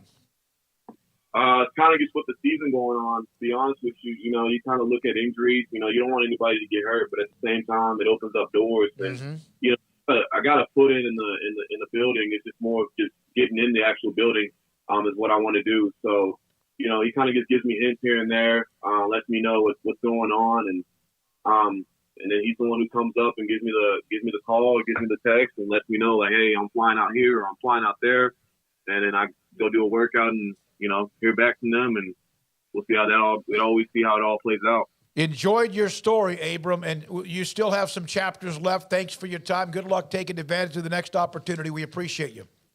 Thank you very much. Abram Smith, Abilene High School, Baylor University, had the opportunity with New Orleans, now looking for the next one in the NFL. From Rich Boone, how is the NFL letting a diamond in the rough and Abram Smith slip through their fingers? It just worked out for the Dolphins a couple days ago. Worked out for the 49ers, I think, prior to that. So, I mean, he's been getting some looks, but the problem is there's just a bunch of other guys like him. There's dozens of guys at every position that, are borderline NFL guys. And I thought when the Saints signed him to a big guaranteed, chunk of money there, as an undrafted free agent that, that would secure him a little more. It ended up not. But, part of that's you go undrafted for a reason, especially those late rounds. And it's the NFL. It's not easy to stick around. That's why it's the not for long league. It's just really difficult to get in the league, first of all, and to stay in the league, second of all, and especially at the running back position too. That's not the most valued position overall, where they're really like trying to find franchise guys left and right. So I think he's just kind of up in the wash a little bit. I do think, and we can get into it again if we talk to him like later on this year, early next year, is there's a boatload of leagues that are around now. And I'm curious, if he doesn't get that NFL call, if, the XFL is a possibility, of course, or any of the other number of leagues that are cropping up. So he'll get to play football again, and hopefully one of these workouts, though, works out for him, and he's able to latch onto a roster here pretty quick. When I heard the story that McCaffrey was being traded from Carolina to the 49ers, personally, the first thing I thought about was, damn it, it's a great pickup for San Francisco. They gave up a lot, though, and they basically have nothing left for next year's draft. But Jeff Wilson, the young man from Elkhart High School in North Texas, we've had him on the show, having a nice year, 400 yards in the first 6 games, leads by a bunch over even Deebo Samuel, who had 136 yards. Tevin Coleman, he hasn't done much. He's been hurt. Who's the other one that they had? Mitchell. He's hurt all year. He's hurt? From the first game on. So there you are with Debo's not a running back. Yeah, I know. They're not using him quite as well. The people kind of caught up with that. No, but now they got McCaffrey and they have him and Debo switching spots. It's going to be wild what Shanahan's going to do there. I'm kind of excited to see it. But the Dolphins is a great fit too, because they also run that zone. But again, they've got Raheem Mostert and Chase Edmonds and other guys there. So, maybe he gets the opportunity there, but USFL's worked out for a few guys. Look at Kevontae Turpin. Yeah, so absolutely. It's worked out. So, it's not the league, but if you can I think the good part about that for guys who want to be in the NFL, it gets you on tape doing things you wouldn't be normally doing because you didn't have the opportunity before. So you just kind of threw it out there, but thoughts on Christian McCaffrey? I think that's a great move for the 49ers. I think they're trying to get in their championship window right now. I mean, they're giving up 3 picks for him for a guy who's oft injured, but still, I mean, McCaffrey's already there and already at practice. I'm sure the San Francisco fans are happy to have him back in the Bay Area. He went to Stanford. Mm-hmm. I think, given the teams he could go to, I thought that would have been the best fits for him to try to win right now would have been the Rams, the Bills, and the 49ers, because they've got offensive minds that are creative and will move around. Ben McAdoo was basically like, you're the running back, run that way or that way. I mean, they just weren't using him the right way in Carolina, especially this year. So I'm excited to see it. What a year for Panthers fans. Yeah. 3 picks next year in the next draft, 2nd, 3rd, and 4th, 1 pick in the 2024 draft with 5th round pick. McCaffrey's salary cap, the Panthers just cleared $19 million under their 23 cap and $15 million under their 24-25 cap. So no, they're going to clear a ton of money with the trade, and then they get a lot of picks, and they need a lot of picks. And you had mentioned that earlier. Just talking. They need when them. we come back, yeah, they do. When we come back, Ross Dellinger, SI.com, on many things that he's been on, including the stalemate of the College Football Playoff Committee, some other notes about the NCAA Transformational Committee, and thoughts about just sports in general at the college football level. And this is 365 Sports. Let me see that one, Paul. The city of Woodway, coming up just around the corner.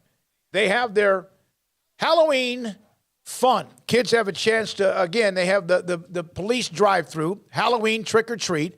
And I'll give you information on that in a minute. But the one I also can't wait to see is I've actually been invited to go to this one, the Veterans Breakfast on November the 10th. It's a breakfast from 9 to 11, November the 10th at the Carleen Bright Arboretum. And that's just a gorgeous setting and a great opportunity for us to give back to the veterans. That's November the 10th, Veterans Breakfast. Cops and Kids Halloween Drive coming up October 29th from 6 until 8 o'clock. And what they basically do is at the Woodway Activity Park from 6 to 8, join the Woodway Public Safety Department, Woodway Family Center for a fun trick-or-treat drive-through opportunity. Safe, easy, and fun.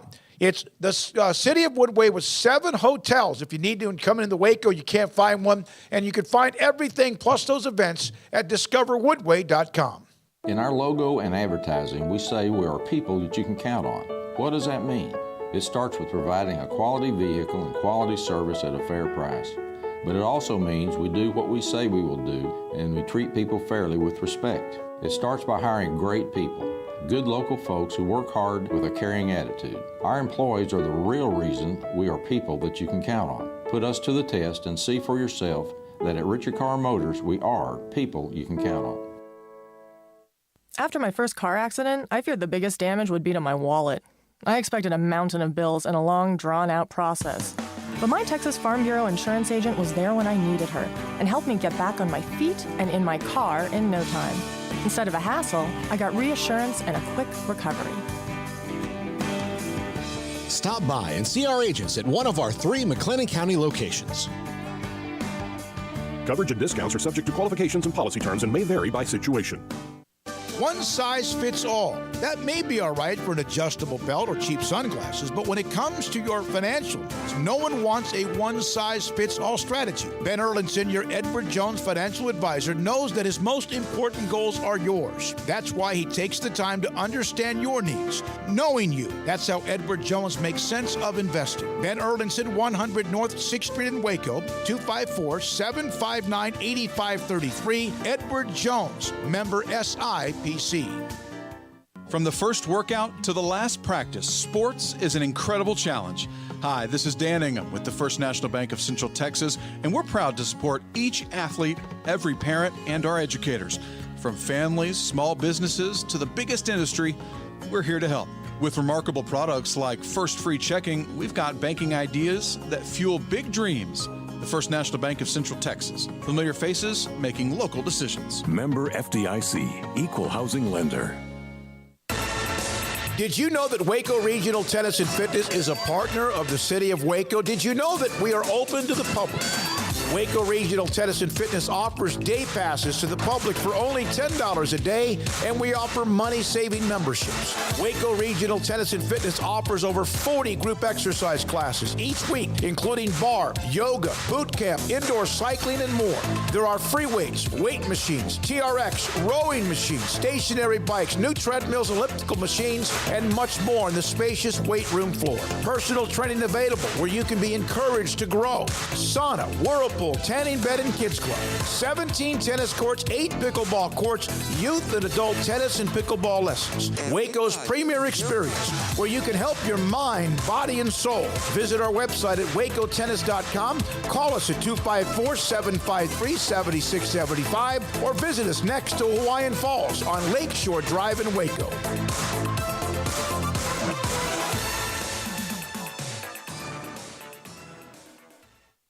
Hi, this is Paul Catalina. I recently got engaged to the love of my life, but the most important thing that I had to do before I popped the question was get that perfect ring.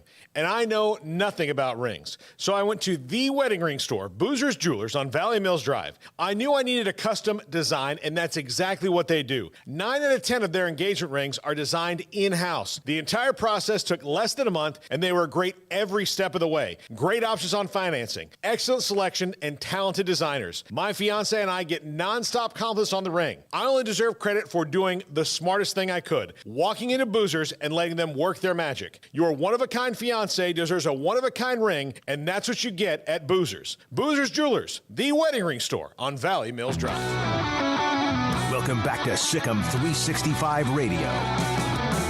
McHarg end zone broken up and caught. Touchdown, Jordan Taylor. Wow. It's time for our weekly segment with ESPN analyst Taylor McHarg. Taylor, not today. Ross Dellinger, SI.com, with us today on this Friday. 365 Sports. Ross with us, and we appreciate a lot of things you were on this week, as always, Ross. But the one I wanted to start with was the NFL looking for more turf to grab, and you had a tweet out, one of the biggest issues for college football execs, the NFL's continuing move into the college football space. Why did it take so long for anyone running college football to realize that? Well, I think they've been realizing. I just think the frustration level is probably at an all-time high, given the fact that college football executives are trying to schedule 8 additional playoff games in a fairly tight window of December and early January. in the NFL is making that more difficult as it continues to kind of encroach on what has always kind of been college football territory. So I think it's just kind of reached a fever pitch because of the playoff expansion.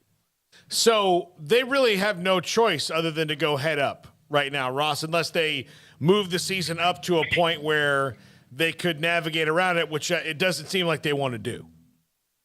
Well, I think that so. They're dealing with two things, two different kind of routes here, I guess. One route is just the 24 and 25 playoff expansion, just those years before the contract runs out, and then there's another route, and that is the 26 and beyond college football expansion playoff. These two playoffs, they probably will remain the same as far as the number of teams, 12, and the formula or the format, 6 at large, 6 conference champions get an automatic bid. But what will change is probably the date. So in the 24-25 version, what they're looking at is having the first round in the third weekend of December and having the quarterfinals on New Year's Day, New Year's Eve window, and having the semifinals, about a week into January, and the championship game 2 or 3 weeks into January. Now, the 26 version, there's a plan to potentially move up the regular season maybe by a week and have week 0 become week 1 and basically have championship games on Thanksgiving, moving up rivalry week a week. Everything would shift a week. And that way they don't go too far into January with the playoff and encroach on the NFL's territory. And that way the semifinals in that version, 26 and beyond, might be on New Year's Day instead of the quarterfinals. So that's kind of what we're dealing with. And so 24-25 is going to be challenging when it comes to the NFL. And they're going to end up going head-to-head in 24-25 with the NFL. And they'll probably go head-to-head on the first round, and they might go head-to-head potentially in the semifinals. But I think the big one is the first round, the third weekend in December. The NFL starts playing Saturday regular season games. They'll play 3 regular season games, and that means college football will probably have, there's 4 first-round games and first-round playoff games in the CFP expansion model. And so at least 2, maybe 3, will be played on that Saturday. We'll be going up against the NFL. I think others, 1 or 2 maybe, have played on that Friday night. Ross, how much of a debate do you think there is in terms of, hosting those first-round playoff games? Obviously, I know bowl sponsors can't be all that happy about it, but that seems to be kind of the way that most, I think, fans would like to see it go, and certainly the schools themselves in many ways. Well, if it's going to, if the format is going to change, and the format is going to stay the same for 24 and 25, but if the format is going to change, it'll be the opposite. It'll be more probably home on-campus games. And that we had a story at SI, actually. One of the commissioners, Craig Thompson of Mount West, who kind of won his way out, said that he believes the quarterfinals and maybe the semifinals should be at home. That won't happen in 24-25 if they do expand early. That will not happen. There'll be the first round will be at home sites, and then the quarters and semis will be at bowls. But in the future, you might see more home games, maybe. College football is the situation with the bowls in college football is similar to kind of a microcosm of college sports in general right now, with NIL and amateurism. They're kind of stuck in the middle, and not really wanting to go full professional, but pulling away from being an amateur sport. And I think in a way the bowls represent something kind of similar. College football doesn't want to completely rid itself of the bowls. There's a lot of generations that still like the bowls, and but at the same time they're kind of pulling away from the bowl structure, and you could see it, probably with each passing year, with each passing generation, the bowls probably slip further and further down, and eventually, I think Craig Thompson said this to me in that story, you might see home games for quarters and semis instead of at bowl sites. Ross, if a team gets a first-round bye, so they're talking about once it expands, they would play, as of right now, they'd play the conference championship game the first weekend in December. Maybe that's moved back a week before. A team that would then play in the first round, home or not, will probably play 2 weeks after that, and then turn around and play a week or two against a team that was off for nearly 3 or 4 weeks while they've had to play an extra game. Is that a little bit out of whack? Well, yeah, I mean, so the teams that play in the first round, I want to say probably half of them. So there's going to be 8 of them, obviously the 5th seed all the way through the 12th seed. I would say at least half of them, so at least 4, and maybe as many as 5 or 6, will not have played in a championship game. Mm-hmm. I would say at least 4 probably will not have played in a championship game. They're going to be, but there's going to be 3 or 4 that have played in a championship game. There's at least going to be 2 that have played in a championship game because there's 6 bids to conference champions, top 4 seeds, and then another 2. So there will be at least 2, you're right, that will play in a conference championship game, having won a conference championship game, and will potentially, and this is, Craig Thompson mentioned this in that story about how he believes more home games, there should be more home games instead of bowl games, because you're asking fans to travel to a conference championship game site the first week in December, or Thanksgiving if they move it up. Then 2 weeks later, if you're a road team, if you're a 12 or 11, 10 seed, having won a conference championship, which is possible, you will be on the road traveling. If you win that game, you will be at a bowl site. Win that game, you will be at another bowl site. You're talking about, if you make it all the way through, you'll be on the road 5 weeks out of 9 weeks, 9 weeks. That is an issue. And that's why I think in the future iterations, you might see more home games. Now, what I think part of what you were asking about is it too unfair, for a team to play a conference championship game 2 weeks later, play another game and then if they win that, they get a top 4 seed who is basically set for a month, close to a month. And yeah, I mean, that's a big gap. And I think that gap closes a little bit if they move the season, up a little bit and things kind of get maybe a little closer together, because I mean, I think they wanted it that way because they want the top 4 seeds to have a distinct advantage. And certainly in this system, they do. Yeah, well, they don't want to change too much, Ross. I mean, they dug their heels dug their heels in for a long time. When it comes to the bowls, these are groups in cities and that have a lot of political sway. In many cases, they're big lobbies for the city and all that. So I know that there are especially several that will not go quietly. How do they negotiate that out so that the bowls are still there and that they can make something of that without too much of a fight? Well, that's a real, certainly a real issue is trying to keep the bowls happy, and appease them. And I think part of the New Year's Six, incorporating the 6 bowls into the rotation for quarters and semis, is a way for them to do that. It's a tricky issue. There's a fine line there. You talk to younger generations of athletic directors, the 30-somethings, even the 40-somethings. There's one in his early mid-50s. I've talked to several in their the mid-50s who they don't want to play bowl games anymore. They don't think the bowl system should be around. Players are pulling out. They don't want to play in the game.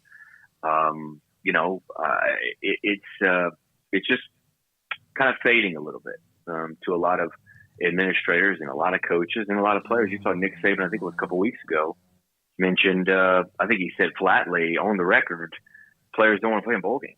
And so what you're going to see, too, in the playoff, although bowls are going to host these quarters and semis, you can bet these games are going to be like regular playoff games. The team's not flying in 5 days before and going to have parties and going to the slip and slide. they'll be in the night before, or maybe at most probably 2 nights before a game. And it'll be pretty much a regular game just hosted by the bowl. And there'll be parties and stuff around, but the teams probably won't be a whole big part of that. So it's a fine line right now that college football is kind of walking when it comes to the bowls, and it'll be interesting moving forward to see how the bowls survive. Ross, there was a report earlier this week, just continued talk about these upcoming TV deals and the Big 12 perhaps being able to get something done with ESPN Fox a little early. Remains to be seen if that will be the case or not. But just what have kind of been the thoughts that you've gathered around the industry and people you've talked to just about Brett Yormark, the Big 12, and kind of where they sit currently? Yeah, Brett has been fairly vocal in public about some things that normally you're not. He emerged from the commissioner room yesterday in Dallas, actually walked right up to me, and him had a little bit of a conversation, and he said, "I'm done talking. I'm talked out." So, of course, he went on to talk a little bit before he left for another meeting. But, he's been pretty out front, and he's been boastful and confident. That is for sure. And you know what? He might be right? He might be getting this deal done within the next couple of weeks, which would be a huge success. Or, and he has said it before about his role as a salesman, or he is being a good salesman, and he is putting out information, whether through media or just himself, that helps his case. So there's probably a little bit of that going on as well. Ross, one more thing for you. You have the story that I think it was up yesterday. Behind the scenes and closed doors that led to college football's playoff expansion. It's a full throttle, very lengthy piece, and it's got all sorts of great stories in it, inside as well, secret meetings, last-minute hurdles, a couple of other things.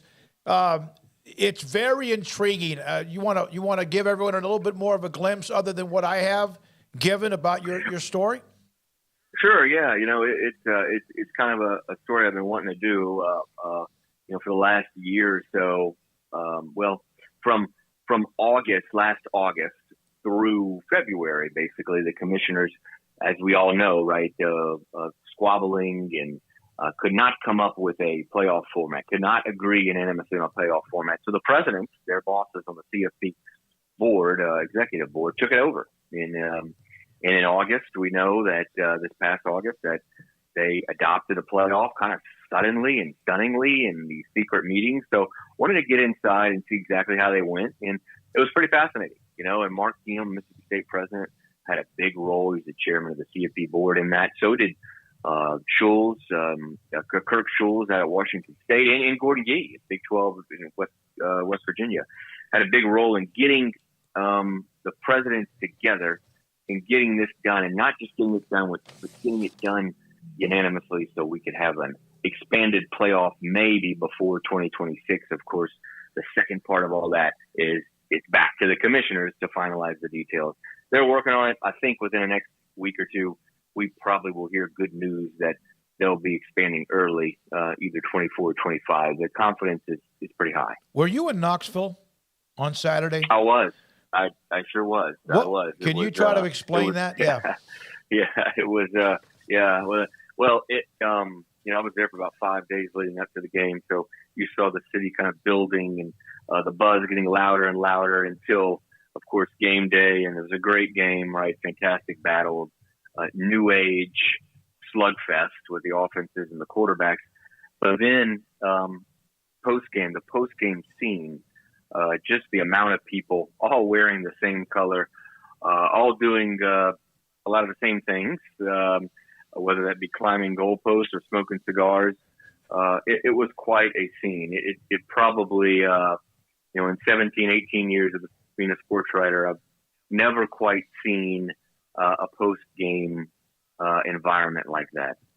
Thank you, Ross. Appreciate your time. Enjoy the weekend. Ross Dellinger, SI.com, has given us great access in college football throughout the last couple and a half years. This is 365 Sports. And now I've got to try to do a live endorsement. Don's Humidor and Coffee Beans in the Town West Shopping Center with a 48-foot walk-in humidor. Cigars galore. Name a great brand, and there are many, and they have them. For example, Christoph. I haven't mentioned that one enough. Padron, Cohiba, Oliva. Also, Perdomo, Punch, Rocky Patel, Romeo and Julieta, Ashton, H. Upman, Camacho, CAO. I go on and on and on. There's dozens of them. There's a list on their website, probably about 50 different brands, maybe more. And then, of course, the 1964 Padron, the number one cigar in the world right now, and they have that for you as well. And then sometimes the number one cigar changes. They'll have that one. And on top of that, they have CBD products, including gummies. If you do struggle at night falling asleep and you need help, that can help you out. They have that available. Ask Carol, Ashley, or Carol about that when you walk through the front door. And they have pipes, and they have also fresh coffee beans where you can grind them or have them grind them right in front of you. It's a fantastic place, great business, great people that run it. It's Don's Humidor and Coffee Beans in the Town West Shopping Center, Valley Mills in Waco. Baylor University is where lights shine bright. So, let there be light. Let there be roommates and teammates, scholarship and championships. Let there be fresh starts and new traditions, fast friendships and lasting impacts. Let there be laughter. Let there be joy. Let there be light. Baylor University, where lights shine bright.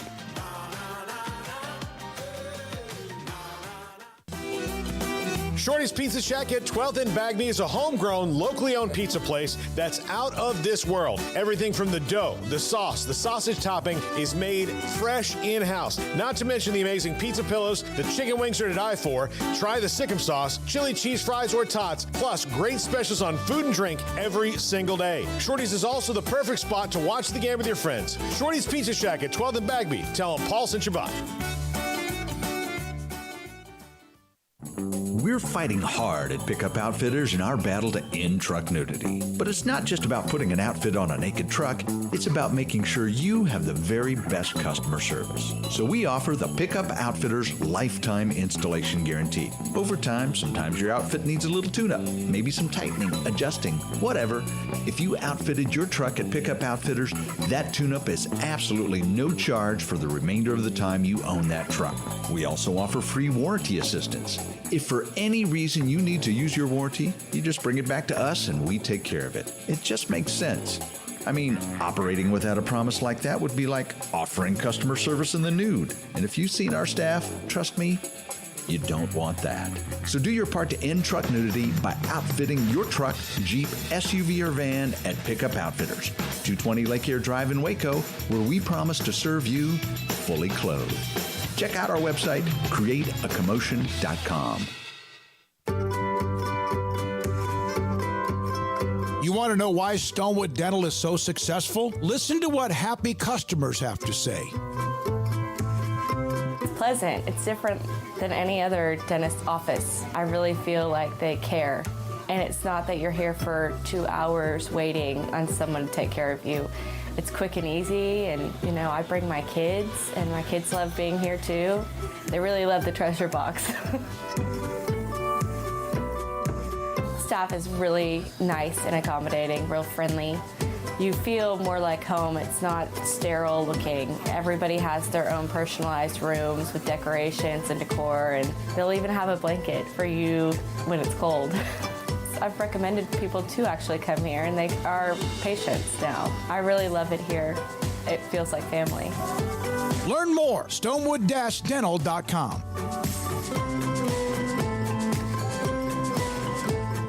TFNB Your Bank for Life is the official local bank of Baylor Athletics. Find out why more Central Texas are making TFNB their bank for life. Sign up for our Edge checking and savings accounts to earn interest or cash back. With 5 convenient locations and an award-winning mobile app, banking has never been easier. TFNB, your bank for life. Member FDIC. Stepping into a new pair of boots is great, but stepping into the boots of a U.S. Army officer can also add confidence and leadership skills to your son or daughter's career path. There are more than 150 occupational specialties to help them find the best fit for their future. See all the things your son or daughter can achieve in our boots at GoArmy.com. U.S. Army Waco Recruiting Company, 254-598-8131 or 254-776-1543. Welcome back to Sikkim 365 Radio. Want more updates during the day? Follow 365 Sports YT on Twitter. Oh, some of you on the chat room are having fun. Go Buckeyes. Caleb Clemens, 2 times parodying the Big 12. You had all 3 co-hosts picked all 4 Texas teams. Yeah, it's who we are. We're evil. Also, Texas Buckeye, hoorah! Thank you very much, Texas Buckeye and everyone else. Now, Stephen Snook, who's a viewer, has been with us almost since day one, Cincinnati fan. He put this up. He sent this to me. He sends me this every Sunday. If, in fact, the 12-team playoff were active today, here's what you would have in the first round, just based on rankings, okay? Just based on the Associated Press, I think, and either that or the coaches poll.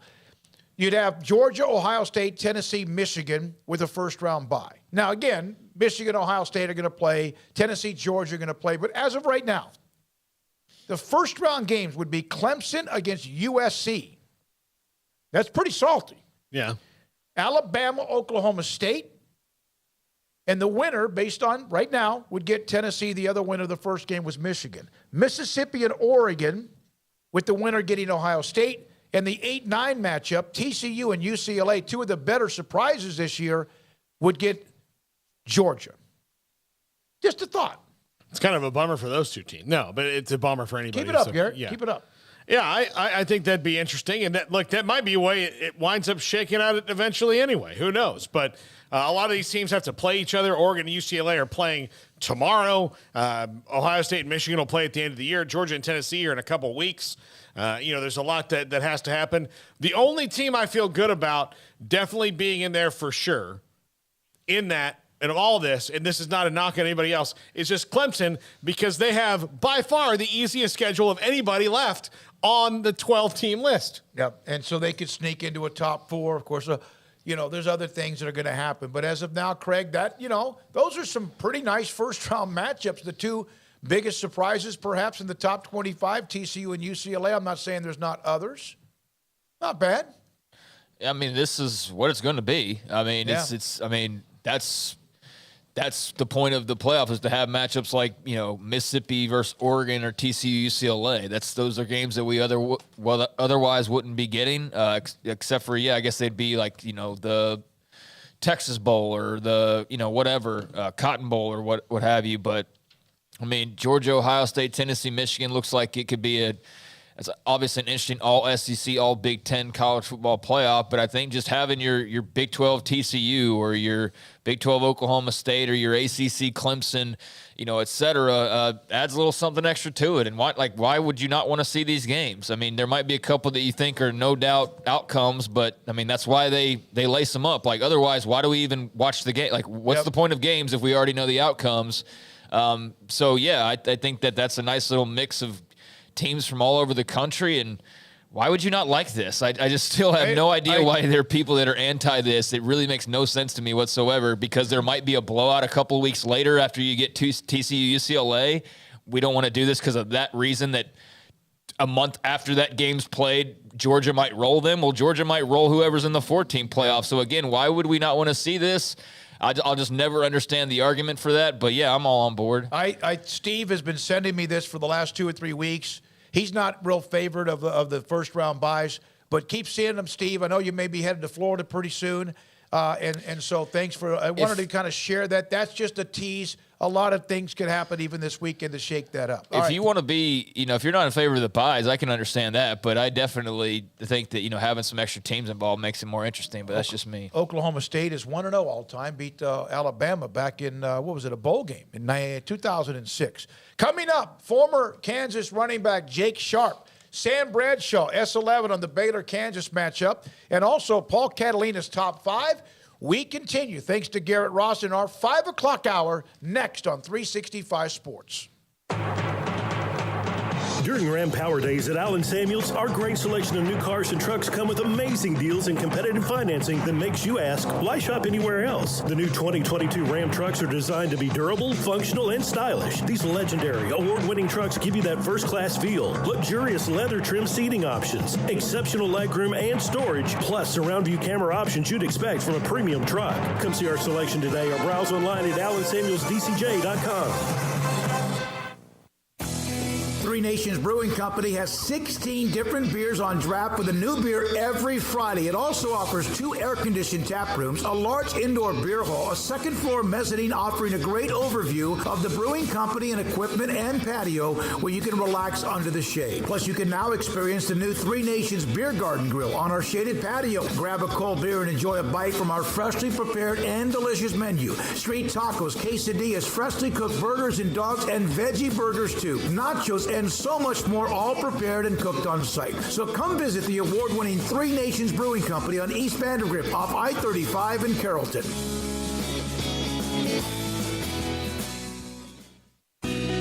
Let Camille Johnson Realtors guide you seamlessly through the process of buying your dream home or selling your current one. Commercial, farm and ranch, or residential, Camille Johnson Realtors can smoothly and successfully lead you through any transaction. With a team of 28 experienced agents who are excited about serving you, Camille Johnson Realtors services the entire greater Waco area. If you're in the market to buy or sell, contact Camille Johnson Realtors, 104 Midway Center in Woodway, or find them online at www.camillejohnson.com. Camille Johnson Realtors, elegant, charming, warm. Welcome home.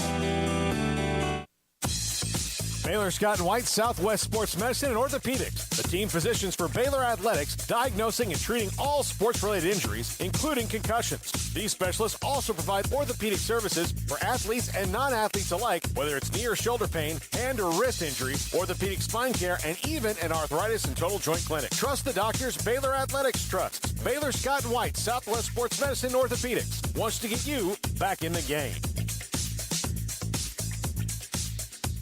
With so many companies and policies out there, it gets so confusing shopping for insurance, and I never know if I'm getting the policy that's right for me. Luckily, I met the team at the Niche Group Insurance Agency. With the Niche Group, you can go to one company and get access to coverage options from many insurance carriers, and you get to speak to a real person about your specific coverage needs. With the Niche Group, I know I'm getting the right coverage at the right price. If you need insurance, talk to the experts at the Niche Group at 1-800-258-8302. Hey, this is Bryce Petty, former starting quarterback and 2-time Big 12 champion, and I know firsthand the importance of being in top shape both on and off the field. So listen up, men. If you're feeling beat down day in and day out and looking for that high-performance edge that separates the men from the boys, then look no further than the Petty Clinic Low T in Waco. Petty Clinic is a comprehensive men's healthcare clinic with an atmosphere catering to men. Board-certified Dr. Kent Petty has a special interest in offering the highest quality medical care to men of all ages. Some of the services offered include screening and treatment for low testosterone or thyroid, infertility, high blood pressure, diabetes, high cholesterol, sleep apnea, while offering comprehensive wellness exams and complete men's health lab panels. High performance men, remember, it's not just a Petty thing. This is Bryce Petty, encouraging you to reach out and Google search Petty Clinic Low T or go to pettycliniclowt.com and get your complimentary lab screening today.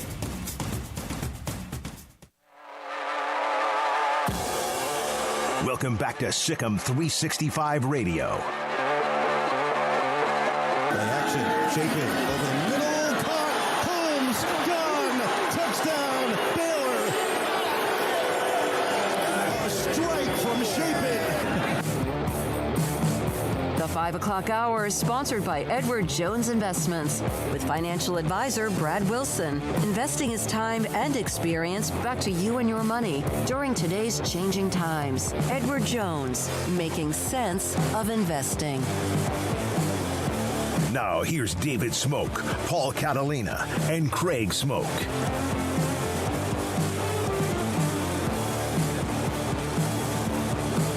Former Kansas star running back Jake Sharp with us on 365 Sports Saturday, 11 o'clock, just after 11 o'clock, Baylor and Kansas, in a game that really, it's an elimination game in a way, Jake, because of the two teams where they are. But what a story for Kansas this year, and they obviously want to get back on track. But just what you've seen from the Jayhawks with Lance Leipold and what they're doing.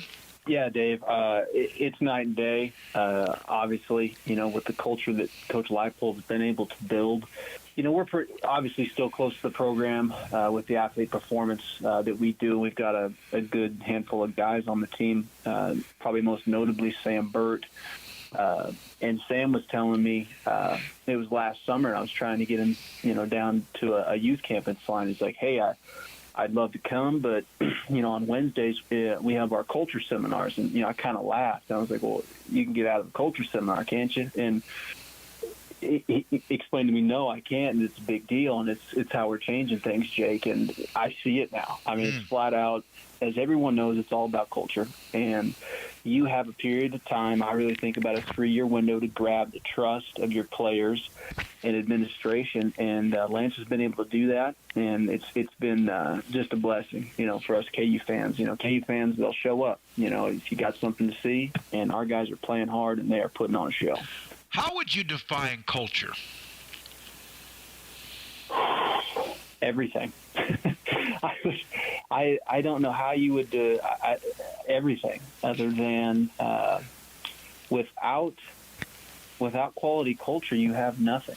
And you can have all sorts of different types of culture. I mean, like what's the Nick Saban speech? Where you can be bad, average, good, great, or elite. And really the main element of all that is culture and what standard you hold yourself to. And if you don't have a standard, a high standard in your culture or a culture of being unselfish and all the things that we already all know, what makes a winning program and what makes that culture. But the reality is it's, I guess if I was to define it, it's, just that the standard set forth that a group plays by. And I've seen an absolute shift in Lawrence, Kansas, in the football program of what they've been doing from a culture standpoint. You had a heck of a career at Kansas. You were a part of that fantastic, dynamic 12-1 team and played in the Orange Bowl and all of what you did under Coach Mangino. What was that like? Because that was Kansas has names in their program. John Hadel, John Riggins, Gale Sayers, and there's others. That was perhaps as good a year as they've ever had. What was that like that year? It was a culture of winning. When the tide's rolling, that wave's rolling one way, it's hard to slow it down. Mm-hmm. When you're a winner, you're a winner. And when you're a loser, you're a loser. And the culture's the same. You might have the culture of a loser. Okay, and Coach Mangino instilled a culture, of a winning mentality, and actually sacrificing and doing the sucky things that make that possible. And there was just there was zero acceptance of anything other than perfection, or at least what you aspire to be and chase that perfection. And there was discipline, and you played hard. So there was no excuse for anything. And I think that's what we were missing. I think a guy would drop a ball, in the past, and it was like, hey, okay, man, well, that doesn't work. Like, if you drop a ball, you're a piece of crap in some way. Right. It's unacceptable. Like, you get off the field. If you can't get it done, God bless you, it ain't going to work. So I just think, when you watch our defense, a guy gets stood up, there's guys coming in from all angles, letting the guy have it. And in the past, we'd have a DB going after a guy on a goal line, a chance to tag a guy pretty hard, and he wouldn't take the shot. And you watch any championship team, any great, or just any winning team, your defense is taking every shot they get, and that's just the difference. Just that little bit of difference. There's very little difference between winning and losing, but I think that culture is where it lies. Do you remember it was 58-10 in 2007 and the games you played against Baylor when they were struggling? I do. I remember getting our butt kicked in the fourth quarter my freshman year. I remember, and I'll never forget this. Akeem Talib and Coach Mangino about killed each other in the locker room afterwards because our defense, it was a bad deal. Like we had some breakdowns, and I've never seen grown men more upset with each other and angry, like top to bottom. And, obviously Akeem was one of our big defensive leaders, and obviously Mangino is our leader. So everybody was highly upset. And then I think that really set the tone in 2007, when we really got on track and things were clicking for us. That, when we played Baylor, it was at home. I believe it was at home in 2007. In fact, that game in 2006, Sean Bell went nuts at 400 yards and 5 touchdown passes. You mentioned it's 36-35, which I know bothered you, and it was just a shootout. They scored 19 points in the fourth quarter. He's now the quarterback's coach at Baylor. How things come back in a way, isn't it? Though, yeah, it's wild. Yeah, he went off, man. Yeah, he went off, and everybody on our defense. And God bless Akeem, he's not the most cool-headed guy in those situations, and neither is Coach Mangino. So it was crazy. They were like, it was crazy. It was wild. Yeah, everybody was. I think there were like probably 10 fights that had to be broken up in that locker room after that game. You could catch it out of the backfield. You obviously had nearly 2,000 yards rushing. 800 yards your last couple of years. You were, like 5? I'm going to guess, 5'10", 190, 185? Yeah, maybe a little over 190 on a good day. You had quickness, and speed, but you also had the ability to kind of like get skinny in a hole or wherever you were. What was your best trait as a running back at KU? I wouldn't say it was patience or vision. Bill, I don't know. That's the hard way. I mean, I think the speed helped me out, and then my senior year, I broke my fibula versus Duke and played the first half with it. And then I probably wasn't the same till, the last game of the year. But I think when I kind of lost that step, I think I was really, not who I was able to be. So I think probably just speed, I think, and that's why we train our athletes, we work on just linear speed, man. If you're fast enough, everything seems to come into play. Nobody cares how much you squat. Nobody cares how much you bench press. They just want to see that correlate in speed and agility, and I think if a guy can possess that, then you can teach him to do the other things like catch a football or shoot a basketball. Jake Sharp, former running back at Kansas, now a trainer, showcases and combines and all of that. You mentioned even working with players who are at Kansas, and it takes a lot of discipline for someone. Someone has to want to be trained. Someone has to want to get in shape and become fit. And is it difficult for someone like yourself that was at a high level of college athletics to work with somebody that may be overweight, out of shape, or maybe have some bad habits? Dave, let me tell you, when you train athletes, they don't die. When you train an out of shape, maybe person with a couple different risk factors or an elderly person, those people can die. And we have great trainers that specialize, in those particular niches. I do not. I did early on, and I will tell you it's much easier for me to train an athlete. Right. Less nerve-wracking.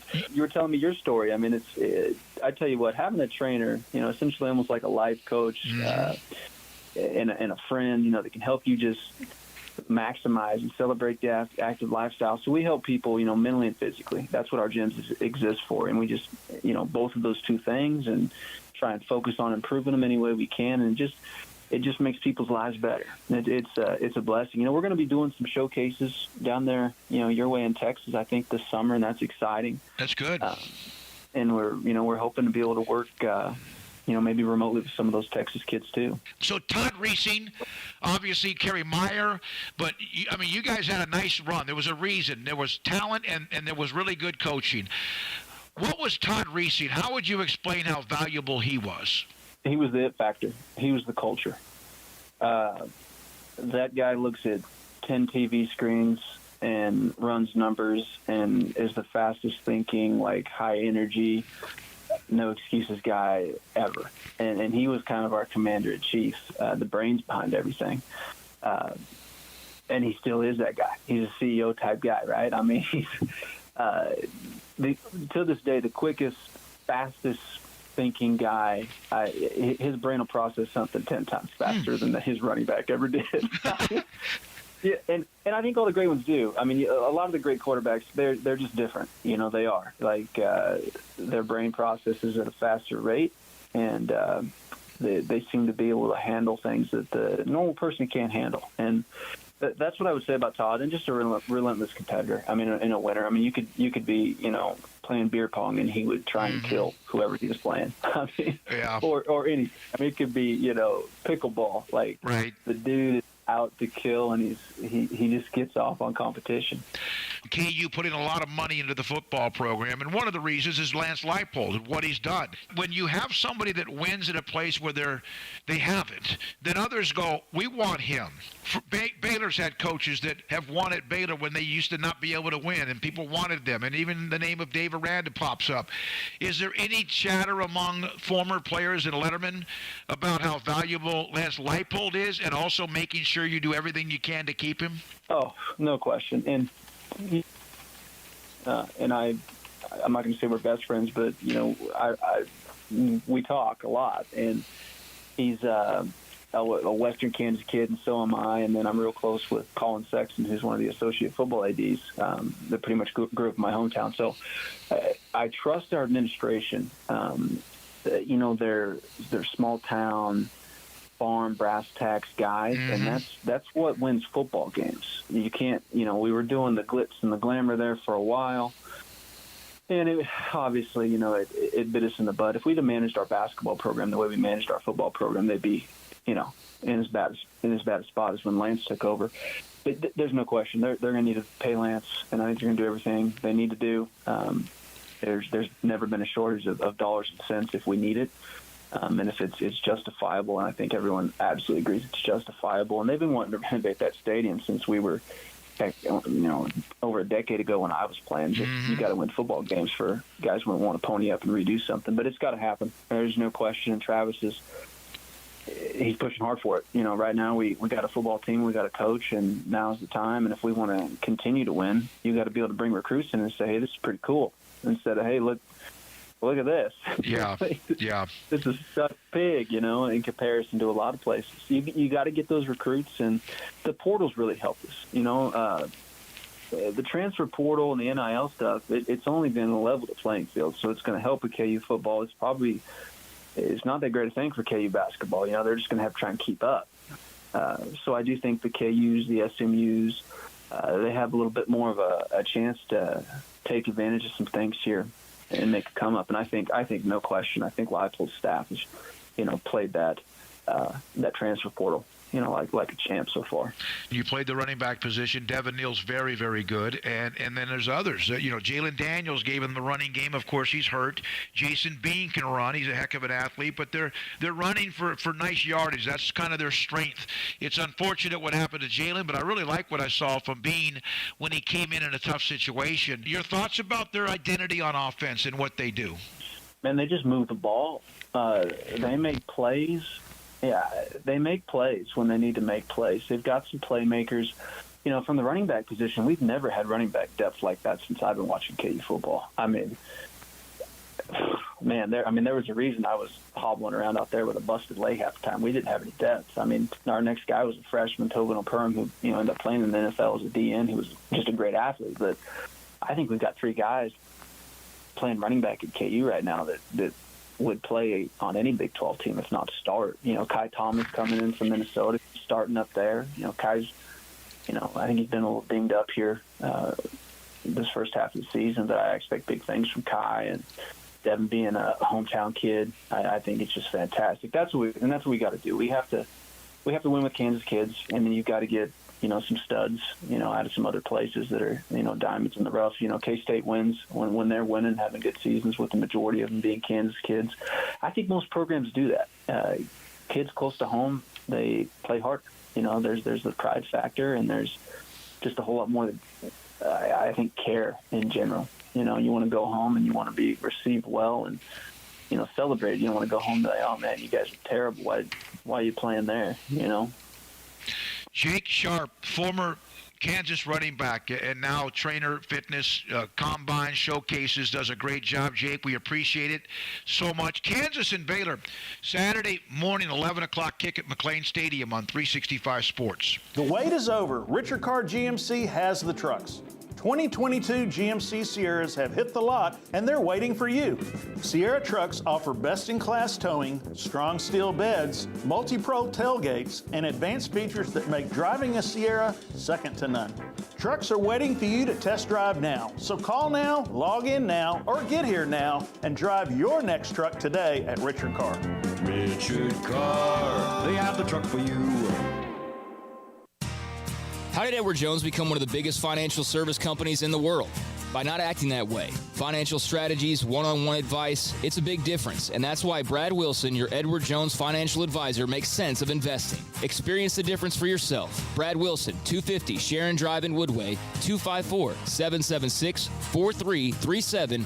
Edward Jones, member SIPC. Parenting is full of surprises. You never know what to expect. So after our son was born, I called my Texas Farm Bureau insurance agent to set up a life insurance policy in case something happened to me. Sawyer is now 2. And we'll soon have a sister. There's no one else I would trust with protecting my family. Stop by and see our agents at one of our 3 McLennan County locations. Coverage and discounts are subject to qualifications and policy terms and may vary by situation. Pizza, burgers, and Bears football. There's no place around Waco that serves them all other than Bubba's 33. Come show your green and gold and enjoy some of Waco's best food and beverages while watching your favorite team, the Bears. When real Bears fans get hungry, Bubba's 33 is the #1 spot for ice-cold drinks, hand-stretched, stone-baked pizzas, and bacon-infused burgers. Join us for indoor or patio dining. Bubba's 33, Waco's restaurant and proud supporter of Baylor Bears football. Sick 'em, Bears. Stepping into the boots of a U.S. Army officer can add confidence and leadership skills to your son or daughter's career path. See all the things they can achieve in our boots at GoArmy.com. U.S. Army Waco Recruiting Company, 254-598-8131 or 254-776-1543. I hate my job, but I don't mind getting up in the morning. I dread each day, but I can't wait to get out of bed. You ask me why, and what I'll say to you is true. Well, you can get breakfast tacos at Rudy's Barbecue. Scrambled eggs and brisket, they ain't fooling around. Salsa drap, son, they're the best in town. Barbecue for breakfast, yes, it's true. Put a smile on your morning at Rudy's Barbecue. Next in line. At Ideal MRI, we feel blessed to be part of the Waco community. We're a small family business here in Central Texas. At times like this, the cost of healthcare has never been more important. And unfortunately, significant illnesses and injuries still occur. And that's why Ideal MRI is open and here to serve you through this difficult time. So if you need an MRI, ask your doctor about Ideal MRI. You can schedule online in minutes at idealmri.com or call 833-IDEAL-MRI. Looking for a great job with great pay and awesome benefits? Genco FCU is hiring. As a longtime Waco employer, Genco focuses on what matters most in our employees' lives, like pay incentives, bonuses, benefits, 401k plans, paid time off, advancement opportunities, medical, prescription, dental, and vision insurance, as well as short and long-term disability. Come join our incredible team today and make Genco your career that will work for you. Apply at gencofcu.org or at any branch location. Welcome back to Sikkim 365 Radio. It's time for our weekly segment with Sam Bradshaw of Sikkim365.com. Welcome back, 365 Sports. Sam Bradshaw, Sikkim365.com with us now. And Sam, I don't think I'm overstating it for probably either team when I say that this is a season-changing game for whoever wins and loses it on Saturday against Kansas, am I? I think for Baylor, it's absolutely a season-changing game. If you get that win, you have the potential to go on a run. And even if you don't necessarily make it to Dallas, you're in the conversation as opposed to being out of it. As for Kansas, technically with the Big 12 standings the way they are, they're in the same boat. But with the injuries and where their expectations were coming into the year, I feel like it's a season-making win if they just get to bowl eligibility, but I have a feeling that's going to happen, whether it's this weekend, next weekend, the weekend after. They're going to knock off somebody, and that drought is going away. Yeah, and I guess it would be season-changing for Kansas if they just ended the drought this weekend, but no Jalen Daniels, that's probably going to happen this week. Jason Bean again. There's not too much of a drop-off when it comes to the offense, but what is the biggest difference in your eyes between Daniels and Bean?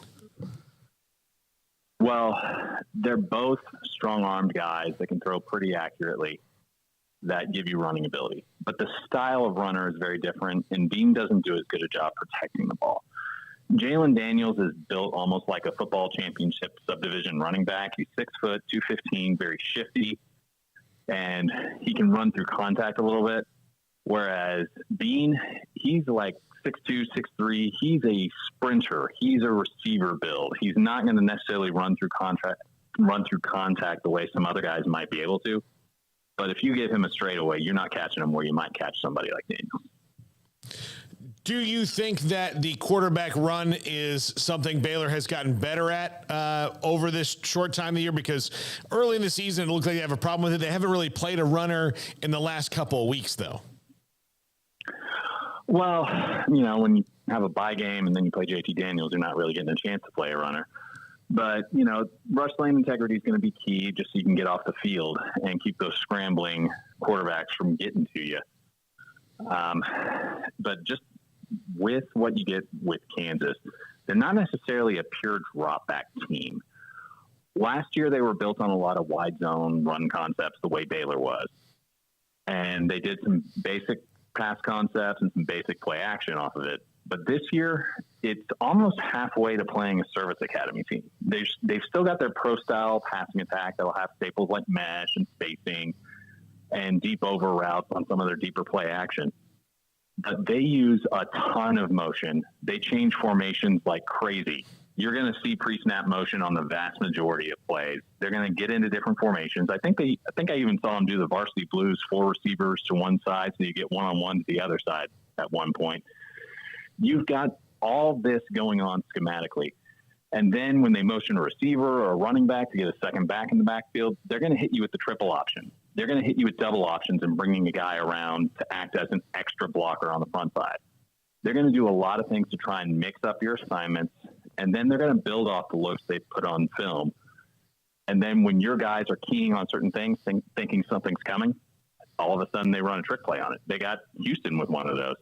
And for a Ron Roberts defense that defines defense as recognizing formations and the plays that come off of it, it can be a big challenge.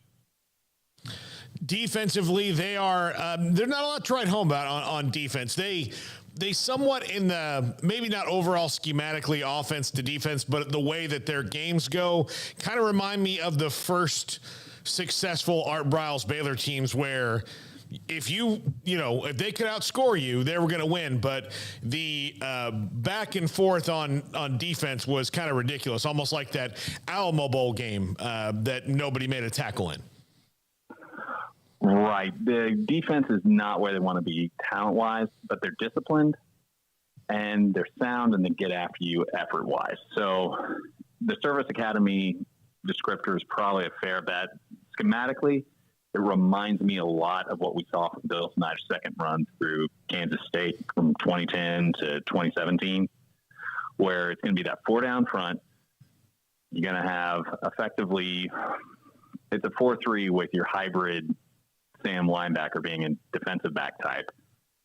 And then from there, they're going to play cover 3, quarters, some cover 2, and then maybe on a 3rd down, if they just feel like they need to get off the field because they're getting tired, they might break out some man coverage. But it's very much bend but don't break. They want to be Iowa in that regard, where they do what they do, they don't get out of position, and you make the opponent beat you. I don't think talent-wise they're there yet. Kansas has done a lot to rebuild their offensive line and get a couple key offensive players through the transfer portal. And while they've added some impact guys defensively at linebacker and at rush end and Lonnie Phelps, I just don't think the overall talent level is on par with their offense and the results you're seeing statistically. Sam, so how does Baylor attack this defense with what they can do well, knowing that they're a little banged up at running back, and you're not going to have Squirrel back there this week, have not had, consistency outside of Richard Reese at that position. How do they attack this defense? Well, I think you have to play your game. This team is aching for you to make a drive-killing mistake. They want to make you execute over and over and over again. And if you make a mistake, they'll happily say, thank you, punt the ball to us. So you have to stay with what you know. You have to stay with what you are good at, which means stick with your base concepts, obviously have them well scouted, understand what they might be camping out on, break tendency a little bit. But by the same token, if Blake Shapen plays and Reese is able to go the whole way, I really don't worry about moving the ball in this offense. When you look at how many of their third down conversions are converted on either third or fourth down, I think it's somewhere near 60%. So if Baylor keeps playing their game, just executes and works their way down the field like they have basically all year, because Baylor's quietly been very productive per drive, I don't think they'll have a problem with this defense. The issue I see is if Baylor turns it over. Kansas turns FBS opponents over on 17% of their drives. If Baylor protects the ball, I think they should be fine against this Kansas defense. The other side of the ball is where things get dicey, because Kansas throws a lot at you, and they're very well coached, and Baylor's been up and down defensively, to say the least. So what is the illness that is ailing the defense? Is it more than one thing, or is it one thing that's causing other problems?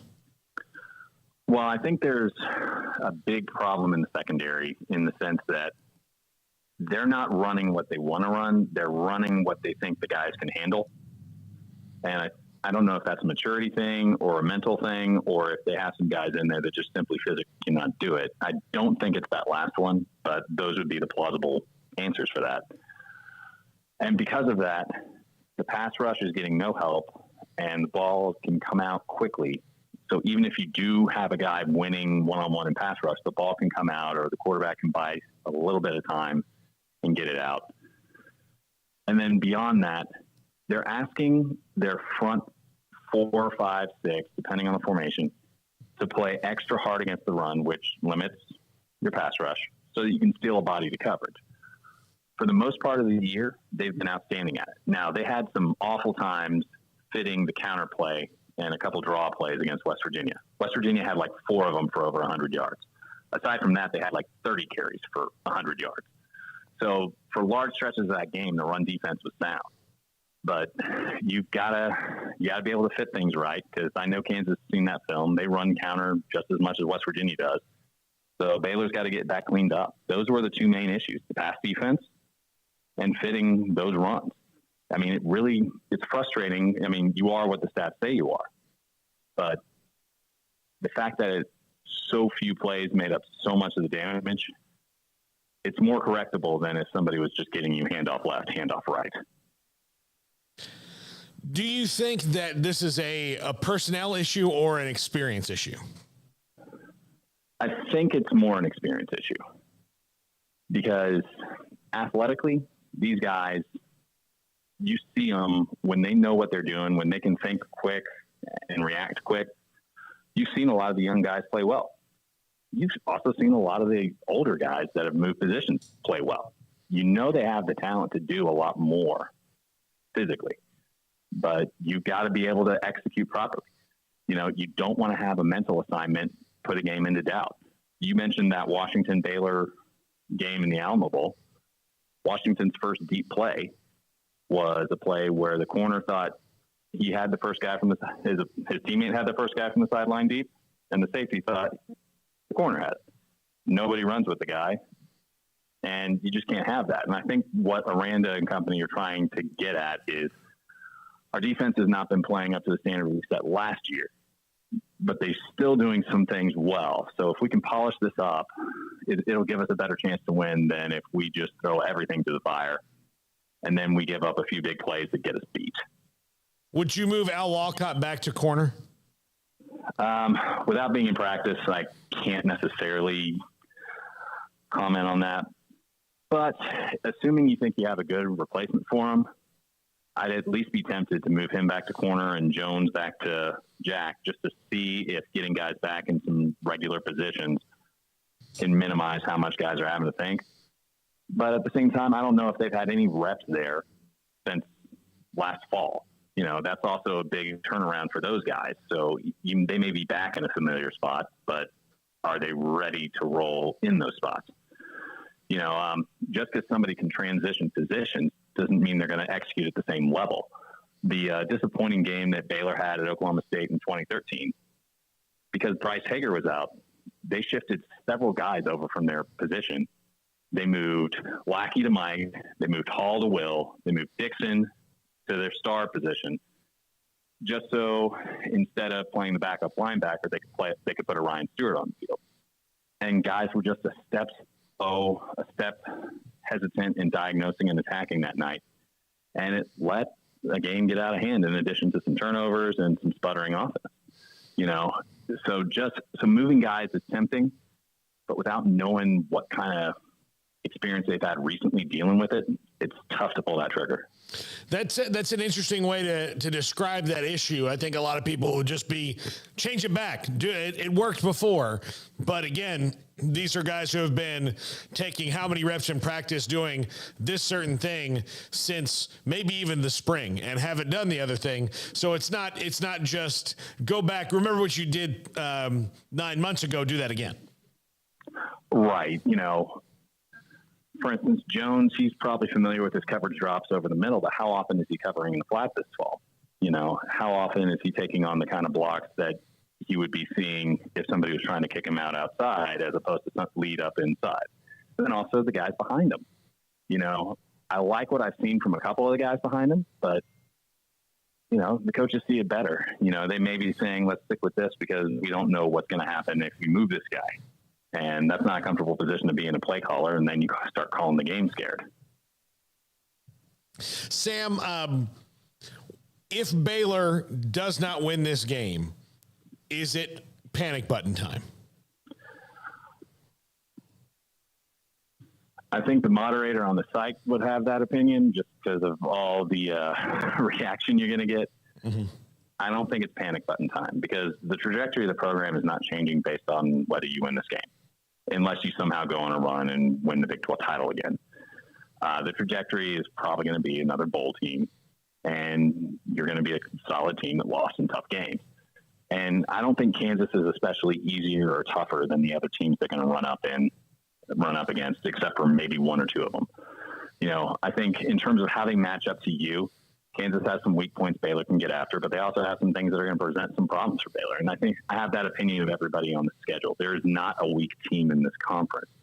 And even the teams at the top, I mean, Kansas State struggled with Iowa State, lost to Tulane. TCU struggled with SMU. If Jalen Daniels plays, probably loses to Kansas. And we're very fortunate to get away from Oklahoma State. You know, and those are the teams technically at the top of the conference. Oklahoma got blanked 49-0, but then they come and put it on Kansas. Everybody is tough this year. So it's just going to be a week in, week out war, whether you win this one or not. I think it'll feel a lot better, and it'll give you more optimism for where this team could achieve this year. I wouldn't put it as a panic button. I'd just say it's another tough week in the Big 12, and this team has to get its act together or else it's going to get ugly. Yeah, I don't think that we're going to see one single easy win like the West Virginia game last year. I just don't think that Baylor, I think Baylor's not built to win this way this year. And I also don't think the conference, like you just said, is built to have games like that. They're all probably going to be pretty tight. The Texas OU game is probably an outlier. Right. And that's an outlier, especially because Dylan Gabriel didn't play. Yeah. And the backup quarterback who played against Texas, TCU didn't even average 20 yards a drive with him. So to say it was anemic offense coming in was putting it mildly.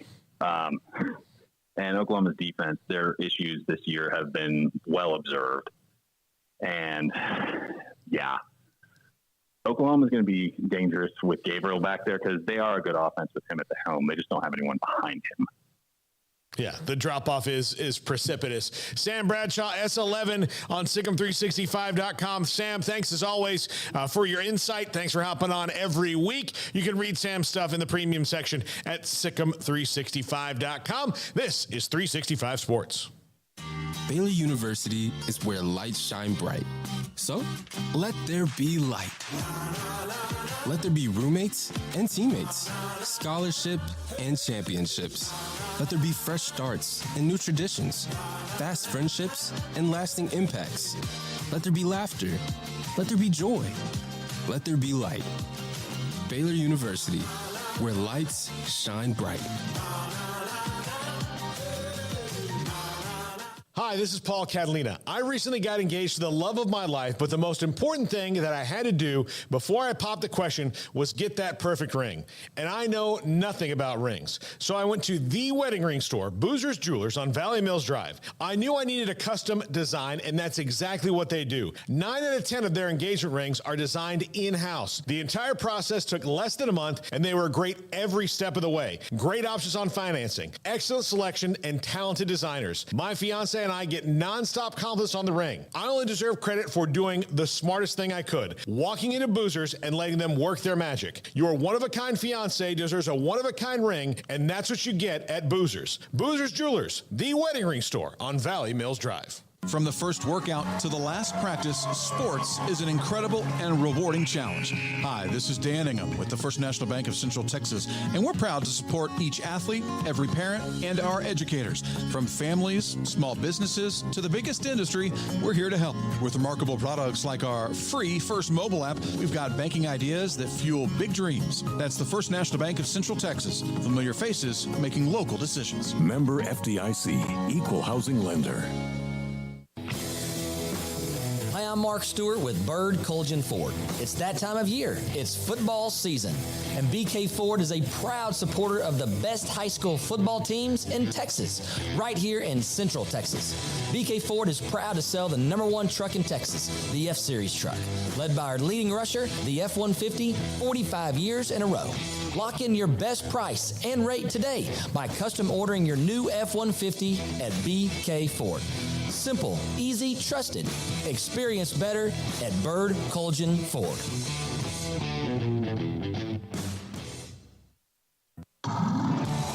It's football and tailgate season. If you want product for the grill or smoker, charcoal, seasonings, marinades, sauces, Waco Custom Marketplace is your home to help prep, cook, and enjoy your food.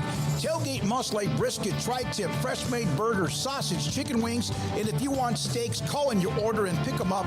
Bacon wrap fillets or any kind of ribeyes. USDA Select Choice and Prime that melt in your mouth. House-made sausage and jerky. Also, Waco Custom Marketplace, a one-stop shop for tailgating, barbecue, cook-offs, and family get-togethers, fundraisers with fair prices to you, the customer. A bakery with fresh baked bread and kolaches. There's cold beer, wine, and soft drinks. Serving Waco restaurants and families since 1940. A cut above the rest. Waco Custom Marketplace, open Monday through Saturday at 425 Lake Air Drive in Waco.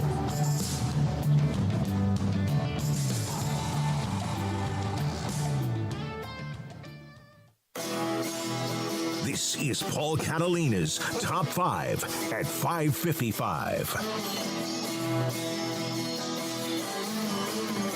Welcome back. Top 5 at 555. Top 5 head coaches who had Liz Truss-like tenures. For those of you who are not aware of the news on Liz Truss, she was the Prime Minister of England for 6 weeks. 6 very tumultuous weeks before she was ousted by even members of her own party, which makes back-to-back people in Britain who did that. But I thought, let's apply that same kind of tumult to college football coaches. And Smokey, I think people would be surprised at how many people have really short runs as college football coaches. Yeah, there has been. So I was really kind of thinking about this, and last night, came up with a couple of names, and I don't want to ruin the top 5 because you and I think the same so much. Yeah. Number 5, Nick Rolovich from Wazoo. Yeah. He had 11 games between the 4 games in 2020 and then 7 games into 2021. His was pretty simple, and not getting into this argument, but was let go because he didn't want to follow the state policy from Washington of not getting vaccinated for COVID-19. So he is gone. I would have been let go of 365 Sports. You know how we are about this. Yeah. We both think about this differently. A lot of new information's out, whether or not it was the right thing to do. But did he get any payoff? Yeah, I mean, like he's suing for some more, but yeah, he's getting it. But they did they did fire him from cause because he was, defying a state order. So those are things you get fired for cause. So chat room, enjoy that one and fight amongst yourselves. Number 4, Willie Taggart at Florida State was 22 games, a year and a half. Willie Taggart, I'm trying to put this diplomatically. He did not do anything dumb. I think people think he made this bad decision. The only thing he did wrong that affected everything was he made an assumption that the team was still loaded with talent and their problem was just they were mad at Jimbo Fisher. That was wrong. And could both be right? Oh yeah, but that was the only. No, it was wrong because they didn't have the dudes anymore. They did not have the dudes, especially along the offensive line, and just misdiagnosed every problem along the way. And then the other problem was somebody told him that James Blackman was good and he was maybe the worst Division I quarterback in the history of football. And he had to ride with him for a couple years, for 22 games until it all came crashing down. So Willie Taggart, also a very short tenure, to the point of where Florida State's still going to be paying a huge buyout for a couple more years because nobody was going to the games. And now they've got 4 sellouts this year. So that worked, at least in that to get. I think you're talking about him longer than he was there. Yeah, probably. But you have great insight being a Knowles fan. Yeah. Number 3, and this is where we start to get into the really embarrassing very category. Quickly. Mike Price lasted 4.5 months, and he went to a Pro-Am golf event in Florida. In Panama City, I believe, or Pensacola. I can't remember which one. But the two aren't that different.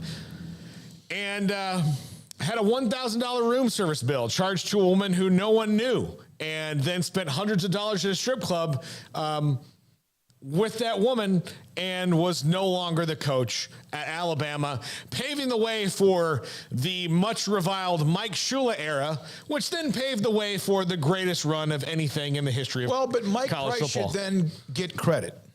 Because if he had never made that horrible decision, Nick Saban might have stayed at LSU. Absolutely. Or with the Dolphins. Or he might be with the Buccaneers right now. Yeah, you don't know the butterfly effect of what happened if Mike Price doesn't make this horrible decision. They should build a statue of Mike Price throwing dollar bills. You're being sarcastic. I'm being honest. Without Mike Price screwing up, maybe he was there just good enough, right? Yeah. Okay. Yeah, maybe so. So maybe you shouldn't be mad about it. Number 2, and this one is really bad, Mike Haywood. Do you remember this guy, Michael Haywood?